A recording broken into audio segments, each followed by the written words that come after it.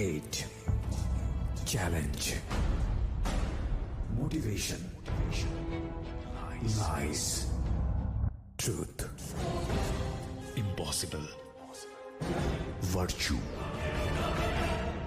morality, something beyond entertainment. Welcome to my stage of reality. Stay tuned. Sunday and Wednesday with me RJ Kibriya, only on Dhaka FM 90.4.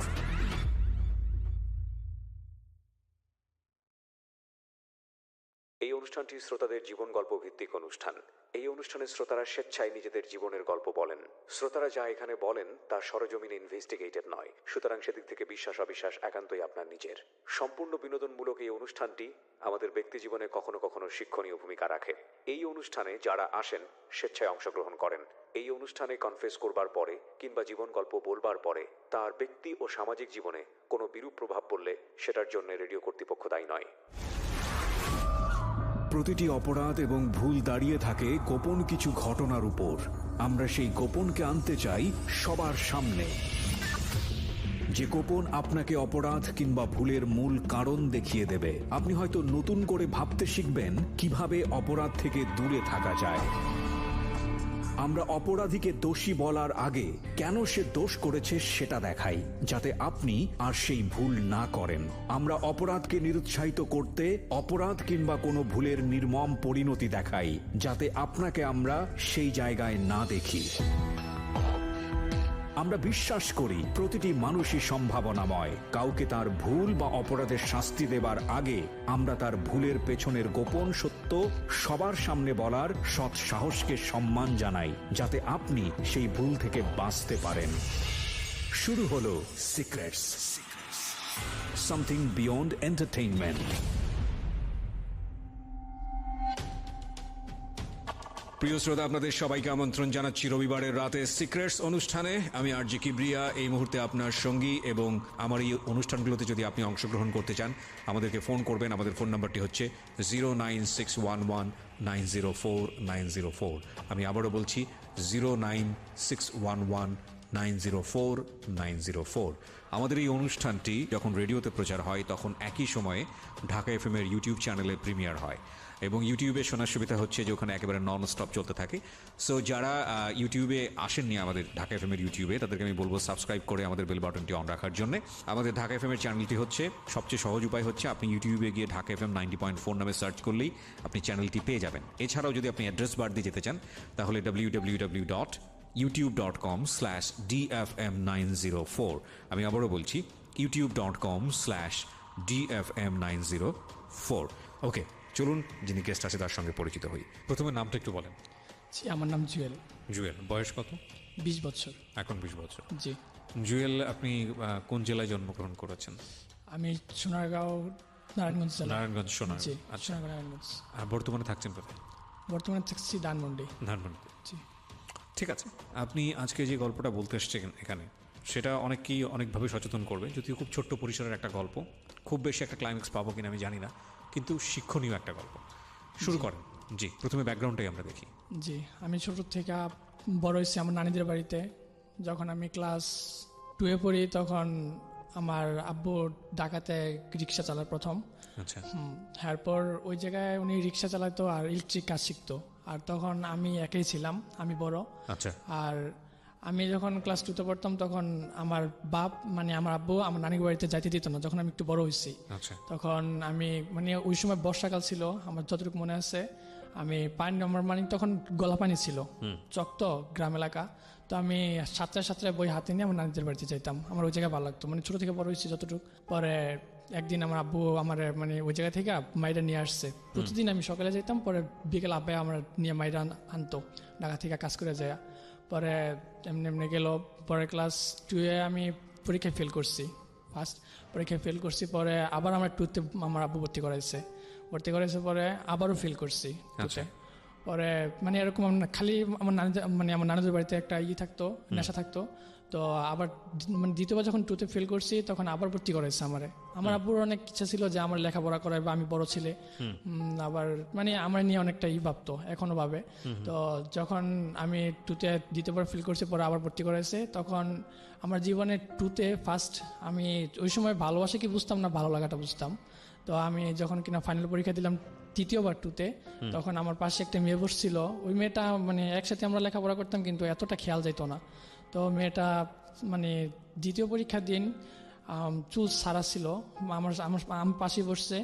তো আমার সাথে হাসি দিয়ে কথা বলতেছিল। তখন মানে আমার মানে কেমন জানি একটা ভালো লাগা ওর প্রতি হয়েছে। ক্লাস 2 তে পড়েন তখন? হ্যাঁ, ক্লাস 2তেই তখন। ওকে। তখন মানে আমি অনেকটাই বুঝতাম, আমি তো 2বার ফেল করছি তখন। মোটামুটি আমার বয়স মানে একটু বোঝার বয়সের মতনই। পরীক্ষার সময় আমি ওরে মানে ওর দিকে তাকায় থাকতাম, আর ও আমার হেল্প করতো। ও শুনছে যে মানে ওর আমি সিনিয়র, আমি 2বার টুতে ফেল করছি। তো ওর সাহায্যে আমি টুতে তৃতীয়বারের মাথায় আমি পাস করছি। তো আমি 3তে উঠছি। তো এমনি 3তে উঠছি। পরে থ্রিতে ওঠার 3-4 মাস পর ওরা আমি প্রপোজ করছি। মানে বইলেই আমি দৌড় মারছি, মানে স্কুলের বারান্দার থেকে আমি ওরা ডাক দিছি। তো আমি ওরা ওই দিনই ফার্স্ট প্রপোজ করি থ্রিতে ওঠার 3-4 মাস পরে মানে বইলে আমি একটা দৌড়ে দিয়েছি। দৌড়ে দিয়া মানে যখন কিনা স্কুলের মাঠটা পার হয়ে গেছি তখন আমি হোঁচটকায় পড়ে গেছি। পরে আমি বাড়িতে গেলাম। বাড়িতে যাওয়ার পর তখন কি আমার একটা শার্ট ছিল পরনের, একটাই শার্ট ছিল। তো আমার মানে আমার ফ্যামিলিতে একটু কষ্ট হইতো তখন। আমার আব্বা যখন কাজ করে আসতো, আমি আব্বারে বলতাম যে আব্বা আমার একটা শার্ট আমি বাড়িতেই পরতাম, আবার স্কুলেও পরে যেতাম। স্কুলের শার্ট ছিল না তখন আমার, এর আগে ছিল, ওইটা মানে ছিঁড়ে গেছে। তো এতটা কষ্ট ছিল, আমি আব্বারে বলতাম। মানে আমার তখন তো একটা ভালো লাগা জন্মাইছে। আমি রাত্রে শুইতাম, সন্ধ্যার পর শুইলেই আমার মনে হইতো যে আমি কালকে স্কুলে যাবো, আমি এইভাবে যাবো ওইভাবে যাবো, আমি ওর সামনে দিয়ে হাঁটবো। মানে আমার কেমন যেন একটা ভালো লাগা জন্মাইছে ওই সময়। তো আমি যখন মানে একটা শার্ট আমি বাড়িতেও পরি, আবার অগবাড়ি আর আমাদের বাড়ি একই এলাকায়, শুধু বাজারে এপার আর ওই পার। তো আমি প্রতিদিনই ওই বাজারের মাঠে যাইতাম। তো একটা শার্ট পরে যেতাম। তো আমার কাছে না কেমন জানি একটা লাগতো। আর ওরা আবার একটু ভালো ইয়েতে ছিল, ভালো ভালো ড্রেস পরতো। এরপর এমনি যায়, যখন ক্লাস 5-এ উঠি, সমাপনী পরীক্ষা, তখন মানে এর ভিতর আমি কি করতাম, আপনার যে আমার আব্বা আমার প্রতিদিন 2 টাকা করে দিত। ওই সময় 2 টাকা অনেকটা ছিল। তো আমি একা 2 টাকা খাইতাম। ওরে খাওয়াইতাম। তো আমার এই 2 টাকা দিয়ে হইতো না। ওর সাথে আবার মানে 2জন বান্ধবী ছিল। 2জন বান্ধবী থাকা অবস্থা, মানে আমি যদি 2 টাকা একটা কিছু কিনতাম, ওর হাতে দিতাম। তো ওরা 3জনে খাইতো। আমি কি করতাম, মানে যে একটা জালি বানাইছি, নদীতে যেভাবে মাছ ধরে জালি দিয়ে, খাওয়া জালি। তো ওইটা দিয়া আমি একটা জালি বানাইছি, জালি বানায় মাছ ধরতাম প্রতিদিন সকালে। ওই সময় শীতের দিন ছিল। তো মাছ ধইরা আমি মাছ বিক্রি করতাম। তখন মাছ বিক্রি করতাম 40 টাকা 50 টাকা। তখনকার যখন কিনা 2 টাকার অনেক দাম, তখন আমি 40-50 টাকার মাছ বিক্রি করতাম। মাছ বিক্রি কইরা পরে স্কুলে যেতাম। স্কুলে যাই কি করতাম, আমি মানে 30-40 টাকারই প্রতিদিন আমি মজা কিনতাম। পরে 20 টাকা দিতাম। আমি মজা কিনে আবার মানে ওর কাছে দিতাম। আমি দিতাম না, আমার লগে যে ক্লাসমেট ছিল, ফ্রেন্ড, ওরে দিয়ে দেওয়াইতাম। মানে ওর কাছে যেতে কথা বলবো, মানে কেমন যেন একটা লজ্জা মানে মনে হইতো। তো এমনি যায়, যখন সমাপনী পরীক্ষা দিমো, ও আমার 3 বছর ঘুরাইছে। হ্যাঁ, তো আমি ওই সময় সমাপনী পরীক্ষা দেওয়ার যেদিন যামো আমাদের বিদায় অনুষ্ঠান স্কুলে, ওই সময় ওই আমার বললো যে জুয়েল, আমি কি মানে তখন তুই করে কইতাম, আমি তো চাই না এখন আর রিলেশন করতে, আমরা ক্লাস 5-এ উঠছি, সমাপনী পরীক্ষার সামনে, আমাদের লেখাপড়া মানে ভালোভাবে আগে যেতে হইব। এখন যদি আমরা এরকমটা ভাবি, তুই কিরকম ভাবছ আমি জানি না, আমিও রাত্রে ঘুমাইতে পারি না। ও আমার বলতেছে, আমার মনে হয় আমি স্কুলে এসে তোর সাথে এমন কথা বলবো। আমি ঠিক আমারও এরকমটা। পরে বলতেছে, এখন এগুলো সব বাদ, আমরা ঠিক মতো লেখাপড়া করি, সমাপনী পরীক্ষার সামনে তুইও ঠিক মতো লেখাপড়া কর, আমি যখন ক্লাস 8-এ উঠবো তখন আমি তোর সাথে রিলেশন করবো। হ্যাঁ, আমার বললো। তো আমি বললাম আচ্ছা ঠিক আছে, আমি জিনিসটা মানে নিছি, কারণ একসাথে লেখাপড়া করবো। তো আমি তোর তো দেখবো, এমন না যে ও আমার সাইরা যেতেছে গা। তো এইভাবে যায়, কিন্তু এর ভিতর কোনো হাতাহাতি না, কোনো দরদ না, একসাথে হাঁটা না, মানে এরকমটাও না। তো যাই এইভাবে, যখন আমি 6-এ উঠি, একসাথে আমরা এক স্কুলে পড়ি, হাই স্কুলে আমাদের এলাকায়। তো ওই স্কুলে পড়ার সময়, যখন আমি আবার ওই স্কুলে পড়ার সময়ই আমি মানে অনেক ফোনটামি করতাম, শয়তানি করতাম, মানে ঠিকমতো লেখাপড়া করতাম না। তো এমনি 1 বছর গেছে, আমি ফাইনাল পরীক্ষাতে ফেল করছি 6-এ। ফেল করার পর আমার দাদা দাদি আবার নারায়ণগঞ্জে থাকে। তো আমার দাদা দাদির কাছে আমার দাদা শুনে বলতেছে যে আমার আব্বারা বলতেছে যে ওরে আমার কাছে দিয়ে দে, একটাই তো নাতি। তখন আমি মানে আমার নানিগো বাড়ির দিক দিয়েও আমার দাদাগো বাড়ির দিক দিয়েও আমি মানে একজন নাতি বড়। তো আমার দাদা বলতেছে আমার এনে দিয়ে দে। আর আমার কাকা আবার ওই সময় ইন্টার ফার্স্ট ইয়ারে পড়তো, আমার কাকা আবার পোলাবাইন পড়ায়। তো আমার কাকা বলতেছে যে এনে দিয়ে দিলে আমি ওরা পড়াইতে পারবো, আর ই করতে পারবো। আচ্ছা ঠিক আছে। তো আমার আব্বা কি করলো, আমার নারায়ণগঞ্জে 7-এ ভর্তি করাইলো। তো ওই জায়গায় আমার 7-এ যখন ভর্তি হয়েছি তখন এই মানে টুকটাক লেখাপড়া করতেছি, যেমনটা মানে আমার গ্রামে যেমনটা কাটছে লেখাপড়া এর থেকে মোটামুটি ভালো। তো এমনি 6 মাস গেছে। 6 মাস যাওয়ার পর এরপর এর ভিত্তি একটা মেয়েকে আমার পছন্দ হয়েছে। তো মেয়েটার সাথে আমি 3 মাস রিলেশন করছি। 3 মাস রিলেশনের ভিতরে এমনি স্কুলে মানে ঘোরাঘুরি এতটুকুই, আর কিছু না। তো এর ভিতরে ওই জায়গায় শেষ। ওই স্কুলে আমি আবার 7-এ পরীক্ষা না দিয়া আমার আব্বা কি করলো, যখন 7-এ পরীক্ষা হইব তখন আবার আমি পরীক্ষা দিই নিকা। আমার আব্বা কি করলো যে আচ্ছা ঠিক আছে, আমি আবার বলছি আব্বা আমি তো ফেল করবো, 7-এ ফেল করলে আবার আমার 7-ই থাকা লাগবো, এটা করতে পারতাম না। হ্যাঁ, আর আমি এমন না যে 2 বিষয় ফেল করবো, আমি ফেল করলে অল বিষয় ফেল করবো, আমি কিচ্ছু পারি না, ডাইরেক্টলি আমি বলতেছি। তখন আমার মাথায় কি আসছে, আমি লেখাপড়া করবো না, আমি কাজ করবো। কারণ যারা কাজ করে দেখি অগ মনের মতো স্বাধীনভাবে চলে, আর যারা লেখাপড়া করে আমি তখন লেখাপড়া করতেছি, আমার সন্ধ্যাবেলা পড়তে বইতে হইতেছে, সকালে ঘুমে তুইটা কোচিং করতে যাইতে হইতেছে, আবার স্কুলে যেতে হইতেছে, আমার একটা প্যারা লাগতো তখন লেখাপড়াটা। তখন আমার আব্বা কি করলো, কয় আচ্ছা ঠিক আছে তোরে কামো লাগামো। তখন আমার দাদা বলতেছে যে না কামো লাগাইস না, বলাবেন মানুষ আবার কি কর, মানে চেষ্টা কর। পরে ওই জায়গায় পরীক্ষা দিয়ে নিকা আমার কি করলো, আমার ফ্যামিলির সহ আমার মা, আমার ওই সময় আবার আমার ছোট একটা ভাই ছিল আর ছোট একটা বোন। তখন আমার ছোট ভাইটাও লেখাপড়া করতো না, অনেক শয়তানি করতো। তো আমার বোনটা একদম ছোট, আস্তে আস্তে হাঁটে। তো আমার আব্বা কি করলো, আমার ছোট ভাইটা লেখাপড়ার জন্য, আর আমার আব্বা আবার ধানবাড়িতে মানে ইলেকট্রিক একটা কাজ পাইছে, ওই সময় ইলেকট্রিক বিষয়ে কাজ করে। তো মোহাম্মদপুর আবার একটা মানে খালি একটা বাড়ি ছিল ওই কোম্পানির ম্যানেজারেরই। তখন ওই জায়গায় ওই ম্যানেজারে বললো যে তোর পোলাপান যখন লেখাপড়া করে না, তাইলে এই জায়গায় নিয়ে আয় পর, আমাকে বাড়িটা তো খালি পড়ে রয়েছে, তাইলে এবারে তোরা থাকলি পাহারা দিলি, আর এই জায়গায় থেকে তোর পোলাপানটি লেখাপড়া করাইলি, তুইও সামনে আসস, আইসার জায়গায় তুই কাজ করতে পারবি। তো আমার বাবা কি করলো, আমাকে সবাই নিয়ে ইয়াতে এসে করলো বসিলা সলমাসি, মোহাম্মদপুর বসিলা। হ্যাঁ, মোহাম্মদপুর বসিলা, একটু ভিতরে যে সলমাসি কুটিপাড়া নাম বলে। তো ওই জায়গায় আমার না এইটে ভর্তি করাইলো। তখন মানে আমার ওই সময় আমার আরেকটু মানে আমার নিজের কাছে নিজে মনে হইতো আমি একটা হিরো, মানে এরকম মনে হইতো। কারণ আমি এর আগেও মানে জেনে লেখাপড়া করেছি, প্রতিটি স্কুলেই ছোট থেকেই মানে মেয়ের আমার প্রতি অনেকটা ছিল। হ্যাঁ, তো আমি স্কুলে মানে যখন কিনা এইটে ভর্তি হয়েছি ফার্স্ট, ওই জায়গায় নতুন গেছি।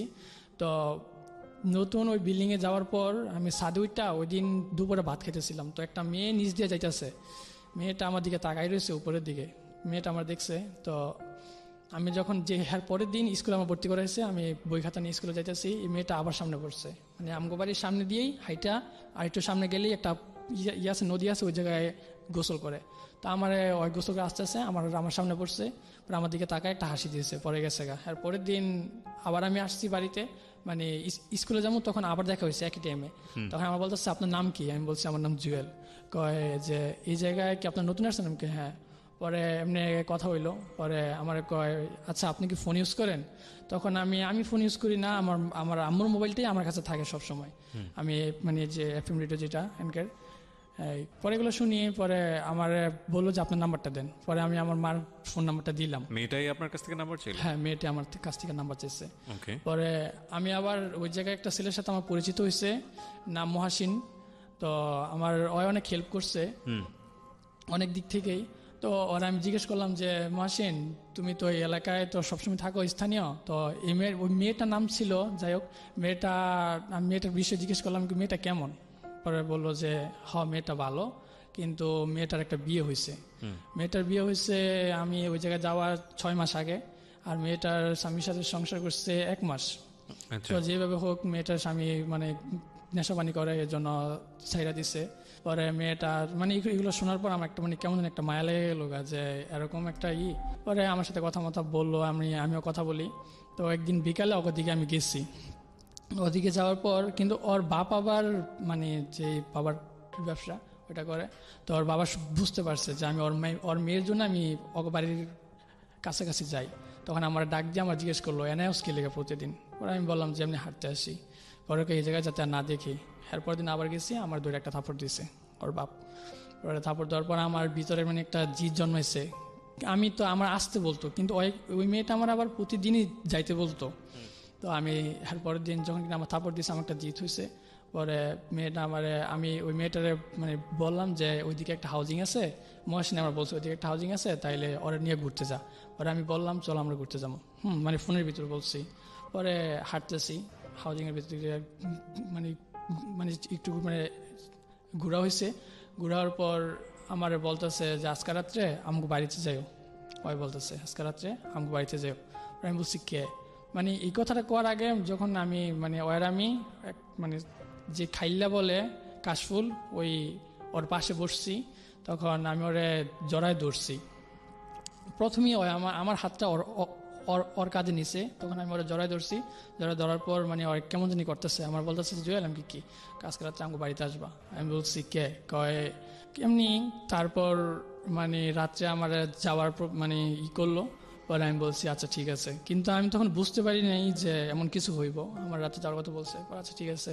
আমার রাত্রে ফোন দিয়েছে 8টা বাজে, আমি মহসিনে নিয়ে আমি অগবাড়ির সামনে গেছি। মহসিন কে ছিল আপনার ফ্রেন্ড? হ্যাঁ আমার ফ্রেন্ড। পরে আমি অগবাড়ির সামনে গেলাম।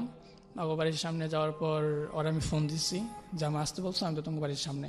ওর ওই জায়গায় একটা নতুন বিল্ডিং উঠতেছিল, মানে মোটামুটি কমপ্লিট হয়ে গেছে, কিন্তু ওই মানে একটু একটু ফাঁক আছে, ইট পুরোপুরি বসানো হয় নাই। পরে আমারও বললো যে তুমি ওই বিল্ডিংয়ের ভিতর ঢুকো, আমি আসতেছি। পরে মহাসিন আমার বলতেছে জুয়েল যদি এই জায়গায় কিছু হয় তাহলে কিন্তু আমি কিন্তু তোর থেকে যামুগা।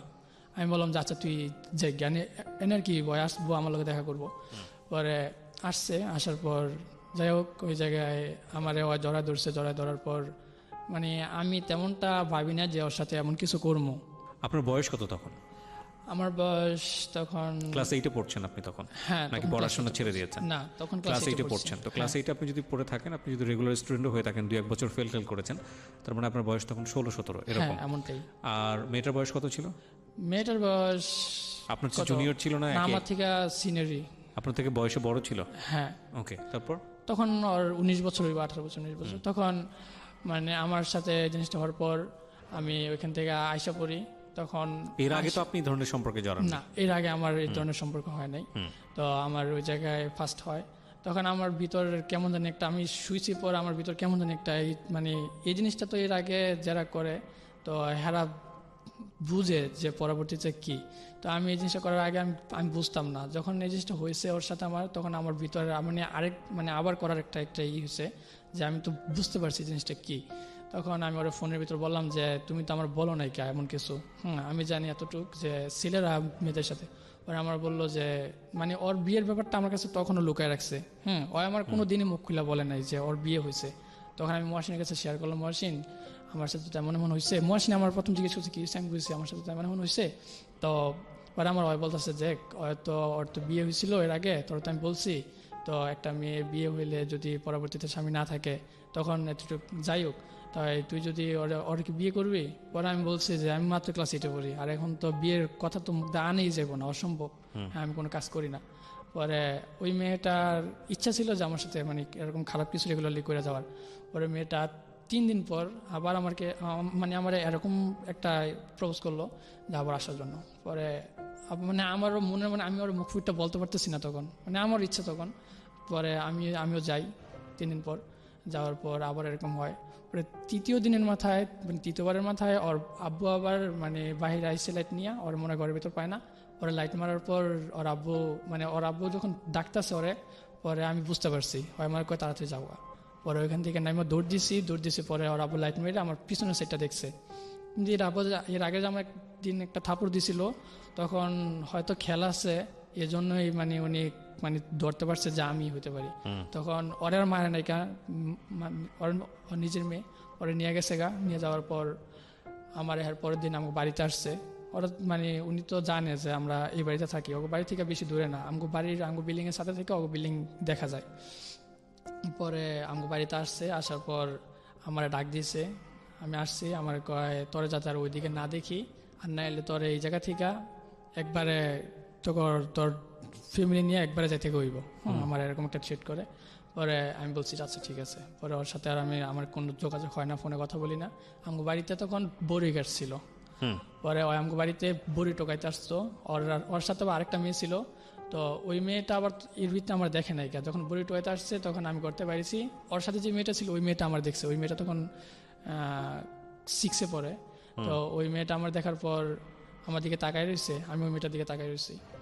এরপর ওই জায়গায় থেকে বড়ি টোকানো শেষ হয়েছে, আমার আম্মুটা আবার ঘরের ভিতরে গেছে, আমার ডাক দিয়েছে, মানে যে মেয়েটার সাথে এরকম সম্পর্ক হয়েছিল ওই মেয়েটা ডাক দেওয়ার পর আমার কয় তুমি আমার সাথে আমার ফোন ধরো না, আমার আমগো দিকে যাও না কিনলে। আমি কই তোমার আব্বা না করছে, আর আমি এদিকে মানে এগুলোর ভিতরে থাকতে চাই না, আমি লেখাপড়া করতে আসছি। আর আমার আব্বু যদি জানতে পারে এইসব কিছু, আর আমার ঘরে মানে তোমার লাইগা আমার এখান থেকে যাইতে কইব, তাহলে অনেক সমস্যা হইব। পরে ওই মেয়েটা থেকে আমি সাইড করার চেষ্টা করলাম। ওই মেয়েটা আবার কি করলো, আর ওই পাশে বাড়ি একটা খালা আছে, ওনারা আবার বিএন কইয়া ডাকতো। তো ওই খালার কাছে আবার ওই মেয়েটা শেয়ার করলো যে ওই আমার সাথে এগুলো করছে, এখন কয় আমার লগে কথা কইব না। মানে ওই খালাকে বলে দিয়েছে আপনাদের ভিতরে সম্পর্কটা? হ্যাঁ, মানে ওই আমার উপর দোষটা চাপাইতেছে যে আমার সাথে এগুলো হয়েছে, এখন ওই আমারে সেরা জায়গা, মানে ওই আমার সাথে নাকি সম্পর্ক রাখবো না। পরে খালায় আমারে ডাকলো যে তুমি তো 2 দিন ধরে আইসো, কিন্তু হাবভাব কিছু বুঝো না, তো বুঝবা সময় হইলে, তো এর আগে সাবধান হয়ে যাওগা। পরে আমি কি হয়েছে, পরে ওই মেয়েটা ডাকলো। ডাকার পর ওই মেয়েটার সাথে আবার ওই যে মেয়েটা বড়ি টোকাতে আসছে ওই মেয়েটা আবার সাথে আসছে। তো ওই মেয়েটা আমার দিকে তাকাই রয়েছে। পরে আমি বললাম যে আমি ওর তো বিয়ে হয়েছে, ওই আমার কিছু বলে নাই কা, আর আমি ক্লাস 8-এ পড়ি, আমার ওই যেমন বলছে আমি তেমনি চলছি, এমন না যে আমি ওর কিছু মানে নিজে থেকে বলছি। পরে কয় যাই হয়েছে তুমি ওর সাথে কথা বলো, আর যদি আর আব্বু কিছু কয় আমরা দেখবো। কিন্তু ওর আব্বু বললো আপনাকে? ওই খালা। ওকে। ওর আব্বু চাইছে কি যে আমাকে দুজনকে দুইটা বিয়ে পড়াই দিব, কারণ ওর মেয়ের একবার বিয়ে হয়েছে, আর এখন তো ভালো জায়গাতে ঘরে আসবো না। আর তখন আমি দেখতে মোটামুটি ভালো ছিলাম, মানে আরেকটু শর্ট ছিলাম। তো চাইতেছিল কি আমার কাছে যদি মানে একসাথে দৌড়াইয়া যদি বিয়ে পড়াই দিতে পারে তাহলে আরো ভালো হয়। তো এমনি খালার কাছে আমি বুঝাই বললাম যে খালা আমি এগুলোর ভিতরে নাই, আমার যা হয়েছে আমার মাফ করে দেন। কয় না, মাফ করা যাবে না। তোরে যেমনি কইতেছি তোরে, মানে ওই সময় আবার খালা আমার তুইটি করে বলতেছে, তোরে যেমনি কমু তুই এমনি চলবি, আর নাহলে কিন্তু তোর সমস্যা হইব। আর ওই দিকের মানুষরা মানে বাহিরে মানে অন্য জায়গাতে যারা আসে ওগরে বিদেশা কয়, বিদেশা কইয়া মানে এইভাবে ডাকে। তা আমার কয় তোরা তো বিদেশি, তোর যদি মারি দইরা তোরা কিছু করতে পারবি, আমার এরকম একটা ছেড় দেয়। তো আমি না পারতেছি আমার ফ্যামিলির কাছে বলতে এরকম কিছু, যদি ফ্যামিলির কাছে বলি তো ওরা তো বলে দিব যে এরকম কিছু হয়েছে, ওকে তো মান সম্মান নেই। তো আমি বলি নাই। তো ওরা মানে ওই মেয়েটার সাথে ওই জায়গায় খালা বলার পর আমি আচ্ছা ঠিক আছে আমার সাথে কথা বলবো। আবার কথা বলতেছি, এরকম 3-4 বার হয় ওই মেয়েটার সাথে। তো এভাবে যায়। ওই মেয়েটার সাথে যে মেয়েটা ছিল ওই মেয়েটা আবার আমার প্রপোজ করছে। ওকে। ওই মেয়েটা আমার প্রপোজ করছে। ওই মেয়েটা আমার প্রপোজ করার পর আমি বলছি যে তুমি তো জানো যে আমি তোমার, ওই মেয়েটা আবার ছিল ওর বোন, মামাতো বোন ছিল। তো ওই মেয়েটার আমি বললাম যে তুমি তো জানো তোমার বোনের সাথে আমি রিলেশন করি, এরকম কিছু হয়েছে, তুমি কিভাবে আমার সাথে রিলেশন করবা।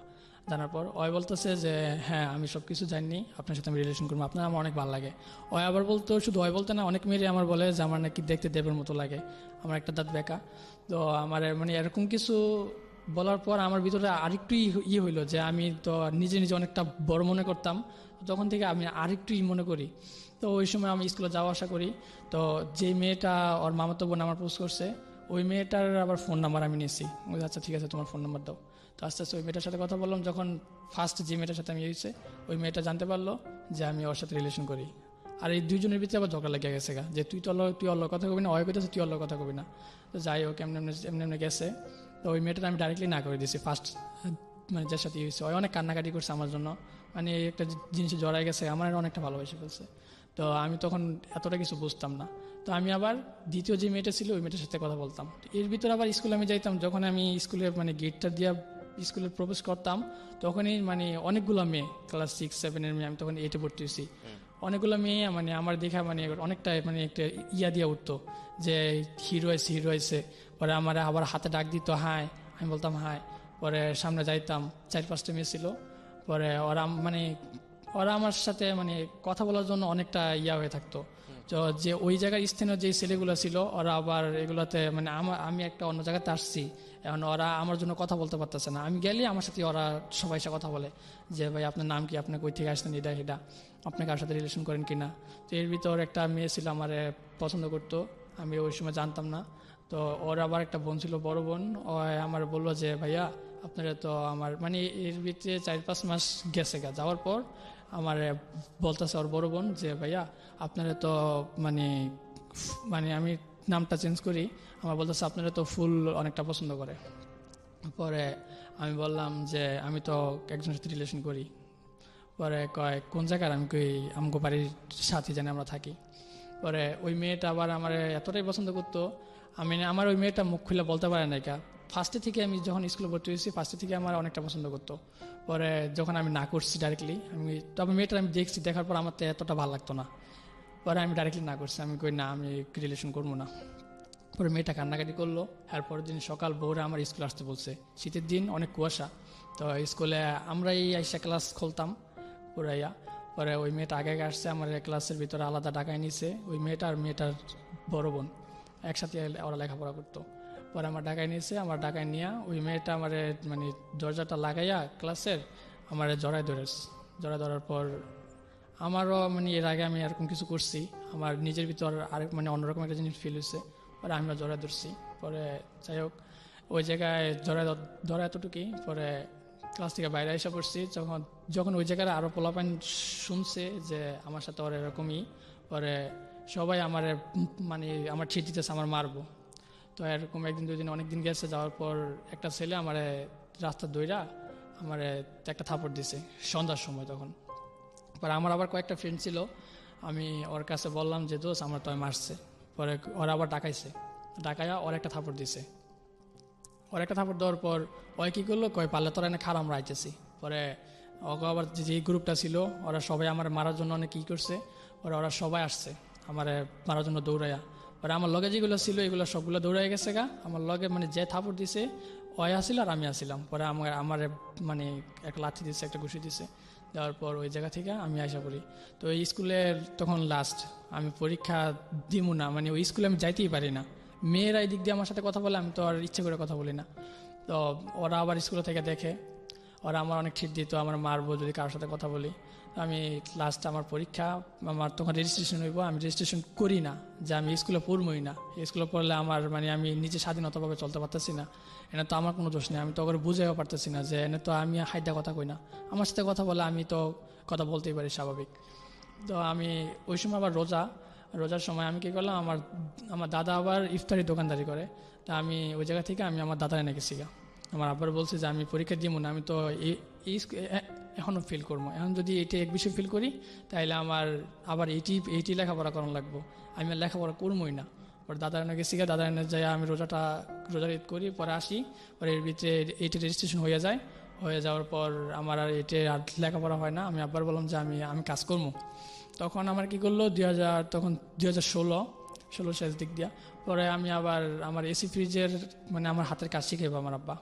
পরে ওই সলমাসি থেকে আমি সাইকেল চালাইয়া যে ধানমন্ডি রায়ের বাজার নিমতলি ওই জায়গায় এসে আমি আবার এসি ফ্রিজের কাজ শিখি। তো এমনি 8-9 মাস যাই এসি ফ্রিজের কাজ শিখি। তখন দেখি কি আমার সাথে যারা আমি জাগালগে লেখাপড়া করতাম, জাগালগে আমি স্কুলে আসা যাওয়া করতাম, মানে অগরে দেখে আমি সকালে সাইকেল দিয়ে বাতের বাড়ি নিয়ে আমি কাজে আসি, আর ওরা ব্যাগ নিয়ে খাতা কলম নিয়ে স্কুলে যায়। তখন আমার দেখে কেমন যেন একটা লাগতো, আমিও তো এরকমভাবে আগে স্কুলে যেতাম, আমি কাজকর্ম কি লেগে আমার মানে অনেকটা কষ্ট লাগতো।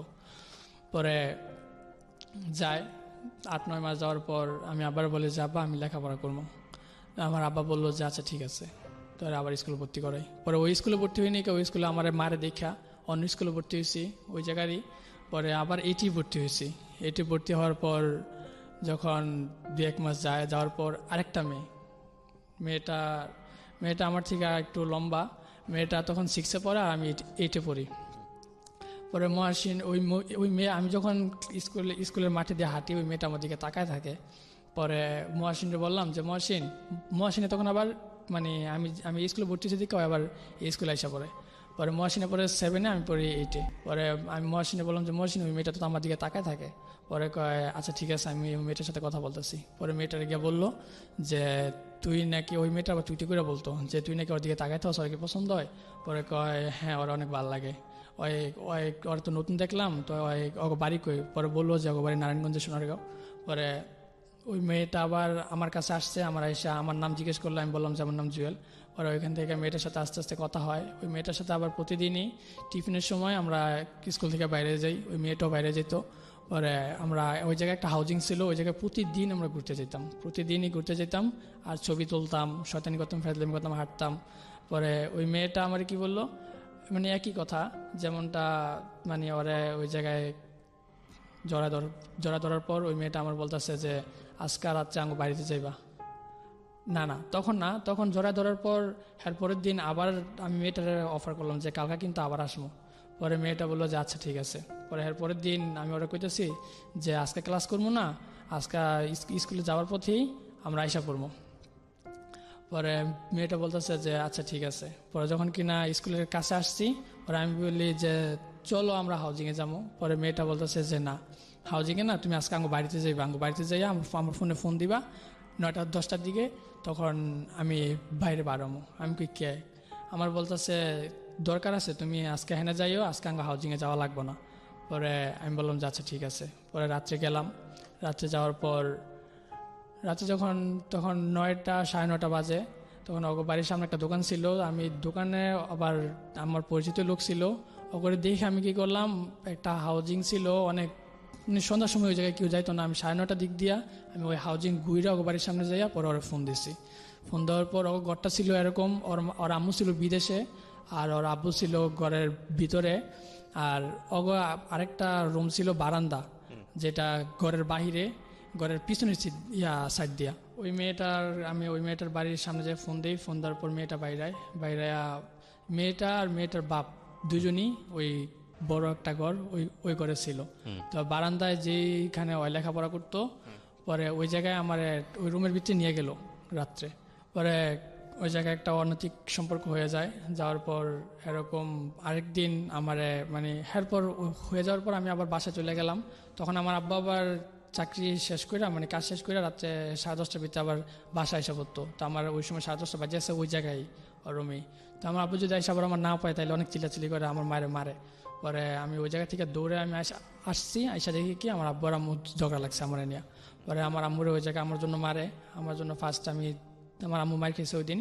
পরে ওই জায়গায় আমি আবার হাতে পায়ে ধরছি যে আমি একটু আমার ফ্রেন্ডের বাড়িতে গেছিলাম, যে মানে মহাসিনের ব্যাপারে বললাম যে অগ বাড়িতে একটু সমস্যা ছিল, অগ বাড়িতে গেছি। আচ্ছা ঠিক আছে। পরে ওই জায়গায় শেষ। পরে কিছুদিন পর আবার 8-এর পরীক্ষা আসে। পরে আমি 8-এর পরীক্ষার সময় আমি যেরকম আমার লেখাপড়া গেছে, আমার ফার্স্ট করার মতো কথাই না যে আমি যে অল বিশ্বে ফার্স্ট করে 9-এ উঠবো, আমার তেমনটা না। তখন আমি কি করলাম যে আবার আমি লেখাপড়া ছেড়ে দিচ্ছি। যখন রেজিস্ট্রেশন হইব তখন আমি আবার সেম আগের মতো রমজান মাস, তখন আমি আবার আমার দাদার বাড়িতে গেলাম আমি আমার দাদার গিয়ে করলাম যে আমি আর লেখাপড়া করবো না, আমি কাজ করবো।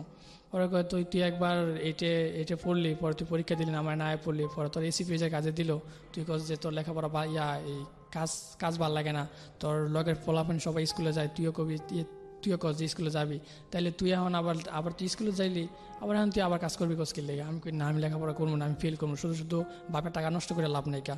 তখন আমার আব্বা ভালো টাকাই বেতন পাইতো, আমার পিছে প্রতি মাসে 8-10 হাজার টাকা যাইতো। পরে ওইখান থেকে আমি কি করলাম, আবার আইসা পড়লাম আমার দাদার এনে আসার পর দাদার বললাম যে আমি কাজ করবো। তখন আবার আমি এসি ফিজের কাজে যাই। আবার আমার এসি ফিজের কাজে দিয়েছে যে তুই লেখাপড়া যখন করবি না, তুই হাতে কাজ শিখ, তাহলে তোর ভবিষ্যতে কাজ হইব, তোর টাকা পয়সা দরকার নাই, তুই কাজ শিখে তুই বড় হইয়া তুই নিজে একটা কিছু করবি। আচ্ছা ঠিক আছে। তো এসি ফিজের কাজ শিখতেছি।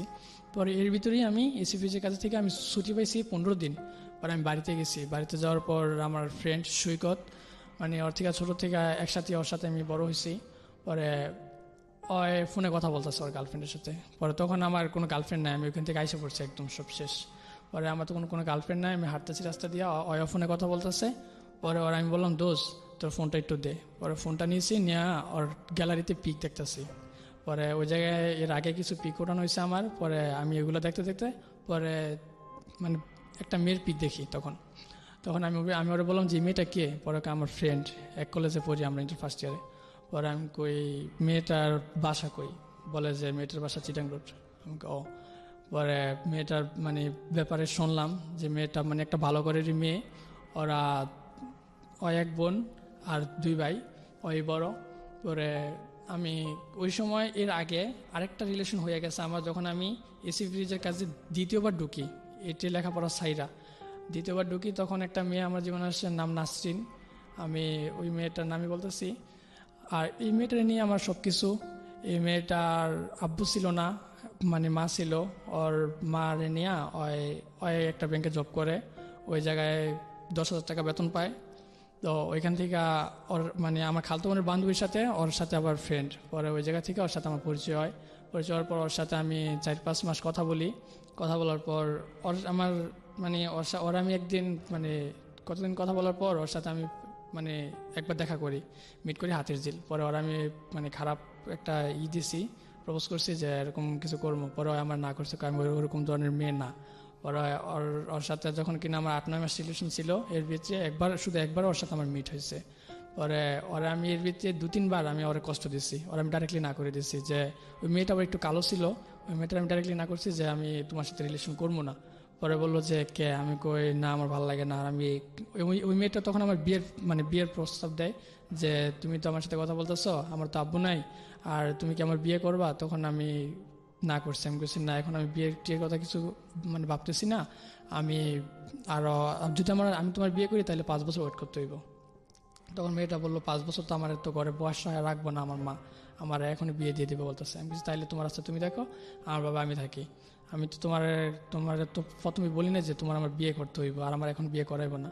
তো এমনি এমনি যায়, 2-3 মাস যায় ওর সাথে রিলেশন। 2-3 মাস যাওয়ার পর ওর আমি খারাপ প্রপোজ করি। পরে ওই না করলো, না করার পর আমার জিত উঠছে। পরে আমি কইছি যে না, আমি তোমার লোকে রিলেশন করবো না, বাস শেষ।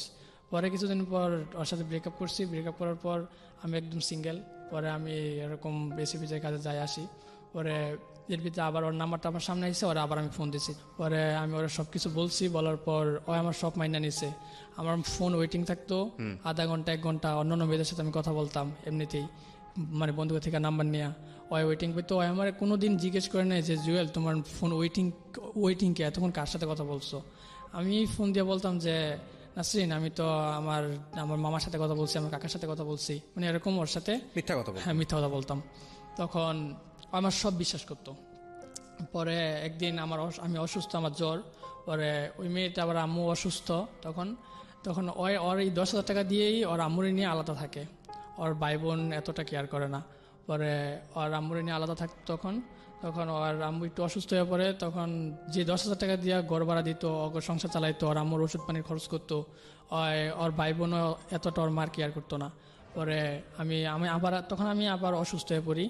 যখন আমার বেতন আমি বাড়িতে পাঠাই দিছি, আমি হালকা পাতলা টাকা পাইতাম, যে টুকটাক কাজ করে দিতাম। পরে আমার কিছু টাকা দিত, পরে আমি বাড়িতে দিয়ে দিই।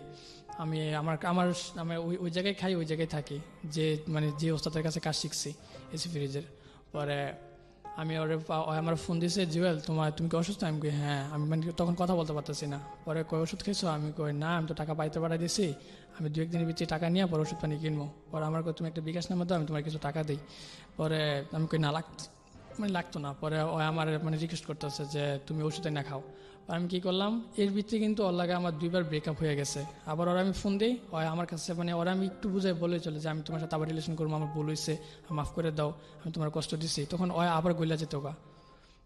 পরে ওর থেকে আমি 1,000 টাকা নিই, আমার দেয় 1,000 টাকা। তখন আমার 1,000 টাকা দাওয়াতে ওর অনেক সমস্যা হয়ে যায় ফ্যামিলিতে।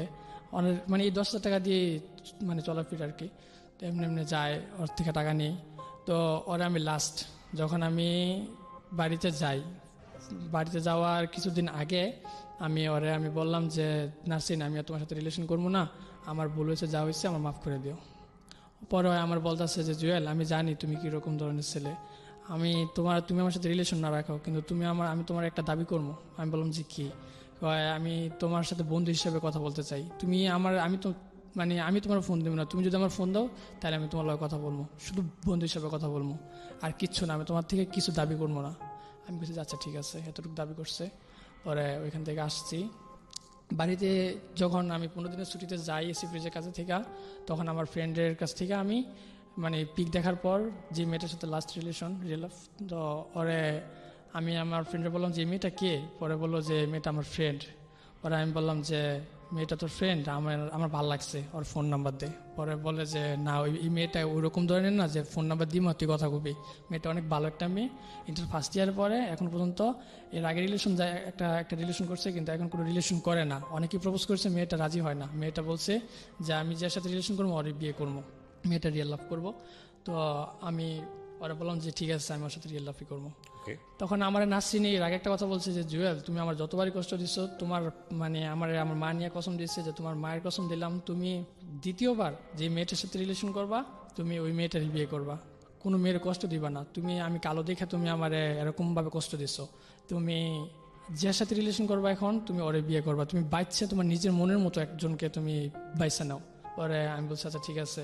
তো এর ভিতর আমি সিক্রেট অনুষ্ঠান, এরপর জীবনের গল্প এগুলো শুনি। এখান থেকে আমি অনেকটা শুধরাইছি তখন, যে আমি আর কোনো মেয়েদের সাথে এরকম কিছু করবো না, আর আমি একদম ভালো হয়ে যাবো, আমি আর কোনো মেয়ের কষ্ট দেবো না। পরে আমি যখন যে মেয়েটা লাস্ট, ওই মেয়েটার নাম্বার আমি নেই, আমার ফ্রেন্ড দেয়, ওর সাথে কথা বললাম ওই মেয়েটার সাথে। পরে এর ভিতরে আমার একটা ফেসবুকের আইডি ছিল, ওই আইডি দিয়ে ওর সাথে কথা বলতাম ফেসবুকের ভিতর দিয়ে। তখন আমি মেসেঞ্জার চালাইতাম না, ফেসবুকে থেকেই চ্যাট করতাম। পরে আস্তে আস্তে ফোনে কথা বললাম। ফার্স্টে যখন ওর সাথে ফোনে কথা বললাম, ও আমারে জিজ্ঞেস করছে যে তোমার নাম কি? আমি বলছি আমার নাম জুয়েল। বললো যে তুমি কি করো? তখন আমি বললাম যে আমি ইন্টার ফার্স্ট ইয়ারে পড়ি। কারণ আমি এই মিথ্যা কথাটা বলছি যাতে আমি ওর ব্যাকগ্রাউন্ড যতটুকু শুনছি আমি ওর যোগ্য না, আর আমি চাই যে ওর সাথে রিলেশন করতে আর ওরই বিয়ে করতে। আমি তখন প্রতিজ্ঞা করছি আমি কোনো মেয়ের সাথে কোনো অনৈতিক কোনো সম্পর্ক করবো না, আমি একটা মেয়ের রিলেশন করবো, একটা মেয়ের সাথে আমি রিলেশন করার পর ওরই বিয়ে করবো। তো আমি যখন ওর সাথে ফার্স্ট কথা বলি, ও আমার জিজ্ঞেস করলো, তখন আমি বললাম যে আমি ইন্টার ফার্স্ট ইয়ারে পড়ি, কিন্তু আমি তখন এসি ফ্রিজে কাজ শিখি, আমি ক্লাস 8 পর্যন্ত পড়ছি। পরে আমরা জিজ্ঞেস করছে যে তোমার আব্বু কী করে? বললাম যে আমার আব্বু ইলেকট্রিক কাজ করে, ভালো টাকা ইনকাম করে। তখন আমার আব্বু 25,000 টাকার মতো বেতন পাইতো, আর আমি বলছি যে 30-40 হাজার টাকা বেতন পাই এরকম। তো এমনি যায়, ওর সাথে মিথ্যা কথা বলতে বলতে যায়। কিন্তু পরে ফার্স্ট ওর সাথে আমার মিট হয়েছে ওর একটা ফ্রেন্ডের বার্থডেতে, সোনারগাঁও জাদুঘর ওর ফ্রেন্ডের বার্থডে করে, তখন ওর সাথে আমার ফার্স্ট মিট হয়েছে। আমি ওর কাছে শর্মে কথা বলতে পারতেছি না, ওর অনেকগুলো মেয়ে ফ্রেন্ড, ছেলে ফ্রেন্ড, তো আমি আলাদাভাবে থাকতেছি। পরেও আমার বলতেছে, ওর বান্ধবীরা বলতেছে যে কি তুমি কথা কোনাকে? আমি বলতেছি যে আমার এমনি ভালো লাগে না। পরে এমনি যাই, ওই দিন ফার্স্ট মিট, ওই জায়গায় ওর সাথে আমি একদমই কথা বলি নাই, আমার অনেকটা শরম করতেছিল। আর আমি চাইছি যে আমি ওই আমার দেখুক আমি কীরকম, আর আমি ওর কাছে একটু ভালো হতে চাইছি, যে ও যদি আমার প্রতি দুর্বল হয়, আমি ওর সাথে যদি আজকালকার শুধু আমি ছেলে বলতে না, মেয়েরাও এরকম হয়, অনেকগুলো ছেলেদের সাথে রিলেশন করে। তো আমি এটা ভাববা যে আমি ওরে দেখবো আর ওয় আমার দেখুক। পরে ওই আমার জিজ্ঞেস করছে যে এর আগে কয়টা রিলেশন করছে? আমি বলছি যে না, আমি কোনো রিলেশন করি নাই, আমি তোমার সাথে ফার্স্ট কথা বলতেছি। এর আগে আমি ক্লাস 6-এ থাকতে একটা মেয়ে ছিল, নাম শারমিন, কিন্তু আসলে আমি শারমিন নামের কোনো মেয়ের সাথে রিলেশন করি নাই, আমি ওরে ভুল বলছি। একটা ছেলের জীবনে স্বাভাবিক রিলেশন হইতেই পারে, আমি যে একবারে ভালো হবো তা না, এই জন্য আমি ওরে তো আমি ওরে বললাম যে আমি 6-এ থাকতে একটা মেয়ের সাথে রিলেশন করছি, ওর সাথে আমার শুধু ভালো লাগাই এতটুকুই, একসাথে হাঁটা, কিন্তু এছাড়া আমার কোনো মেয়ের সাথে কিছুই হয় না এটা। পরে ও আমার বললো যে আচ্ছা ঠিক আছে। পরে ফার্স্ট মিট হয়েছে ওর সাথে আমার, আমি কারোর সাথেই কথা বলি না, কোনো মেয়ের সাথেই না। পরে ওই জায়গা থেকে ওই কী করলো, সোনারগাঁও জাদুঘর থেকে আমার ফ্রেন্ড যে সৈকত, ওর একটা বেস্ট ফ্রেন্ড ছিল নাম মিতু। পরে ওই মিতু আপুর সাথে আবার 2টা মেয়ে আসছিল, তখন মিতু আপুরই বার্থডে ছিল ওই দিন। পরে আমি যে মেয়ের সাথে এখন রিলেশন হয়েছে আমার লাস্ট, যে আমি ওরা পাগলি বলে ডাকি, আচ্ছা এখন আমি ওর নাম পাগলি বলি। পরে ওরা সবাই গেছে বাড়িতে, আর আমরা আবার একসাথে আসবো, মিতু আপু বাড়ি আর আমাদের বাড়ি একই জায়গায়, একটু দূরে আর কি। পরে আমরা বলছি একসাথে আমু। পরে মিতু আপুর সাথে 2টা মেয়ে আসছে। পরে আমি ওই জায়গায় সৈকতের সাথে বসে আমরা 4-5 জন বসে আমরা ফুচকা খাইতেছি। তখন আমি চুপচাপ বসে রয়েছি, আমি ওই মেয়েটার যেই 2টা মেয়ে আসছে মিতু আপুর সাথে, ওই 2টা মেয়ে আমার দিকে তাকাই রয়েছে। পরে বলতেছে যে ভাইয়া কথা কন্যাকে, আমি কোনো কথার উত্তরে দিই না, আমি চুপচাপ বসে রয়েছি। যে আমি যে সাথে রিলেশন করার ওরও তো ফ্রেন্ড ওরা, এখন আমি যদি ওর সাথে কথা বলি, তাহলে যদি ও যদি শোনে তাহলে ভাববো যে মেয়ে ছেলেটা খারাপ ফটকা।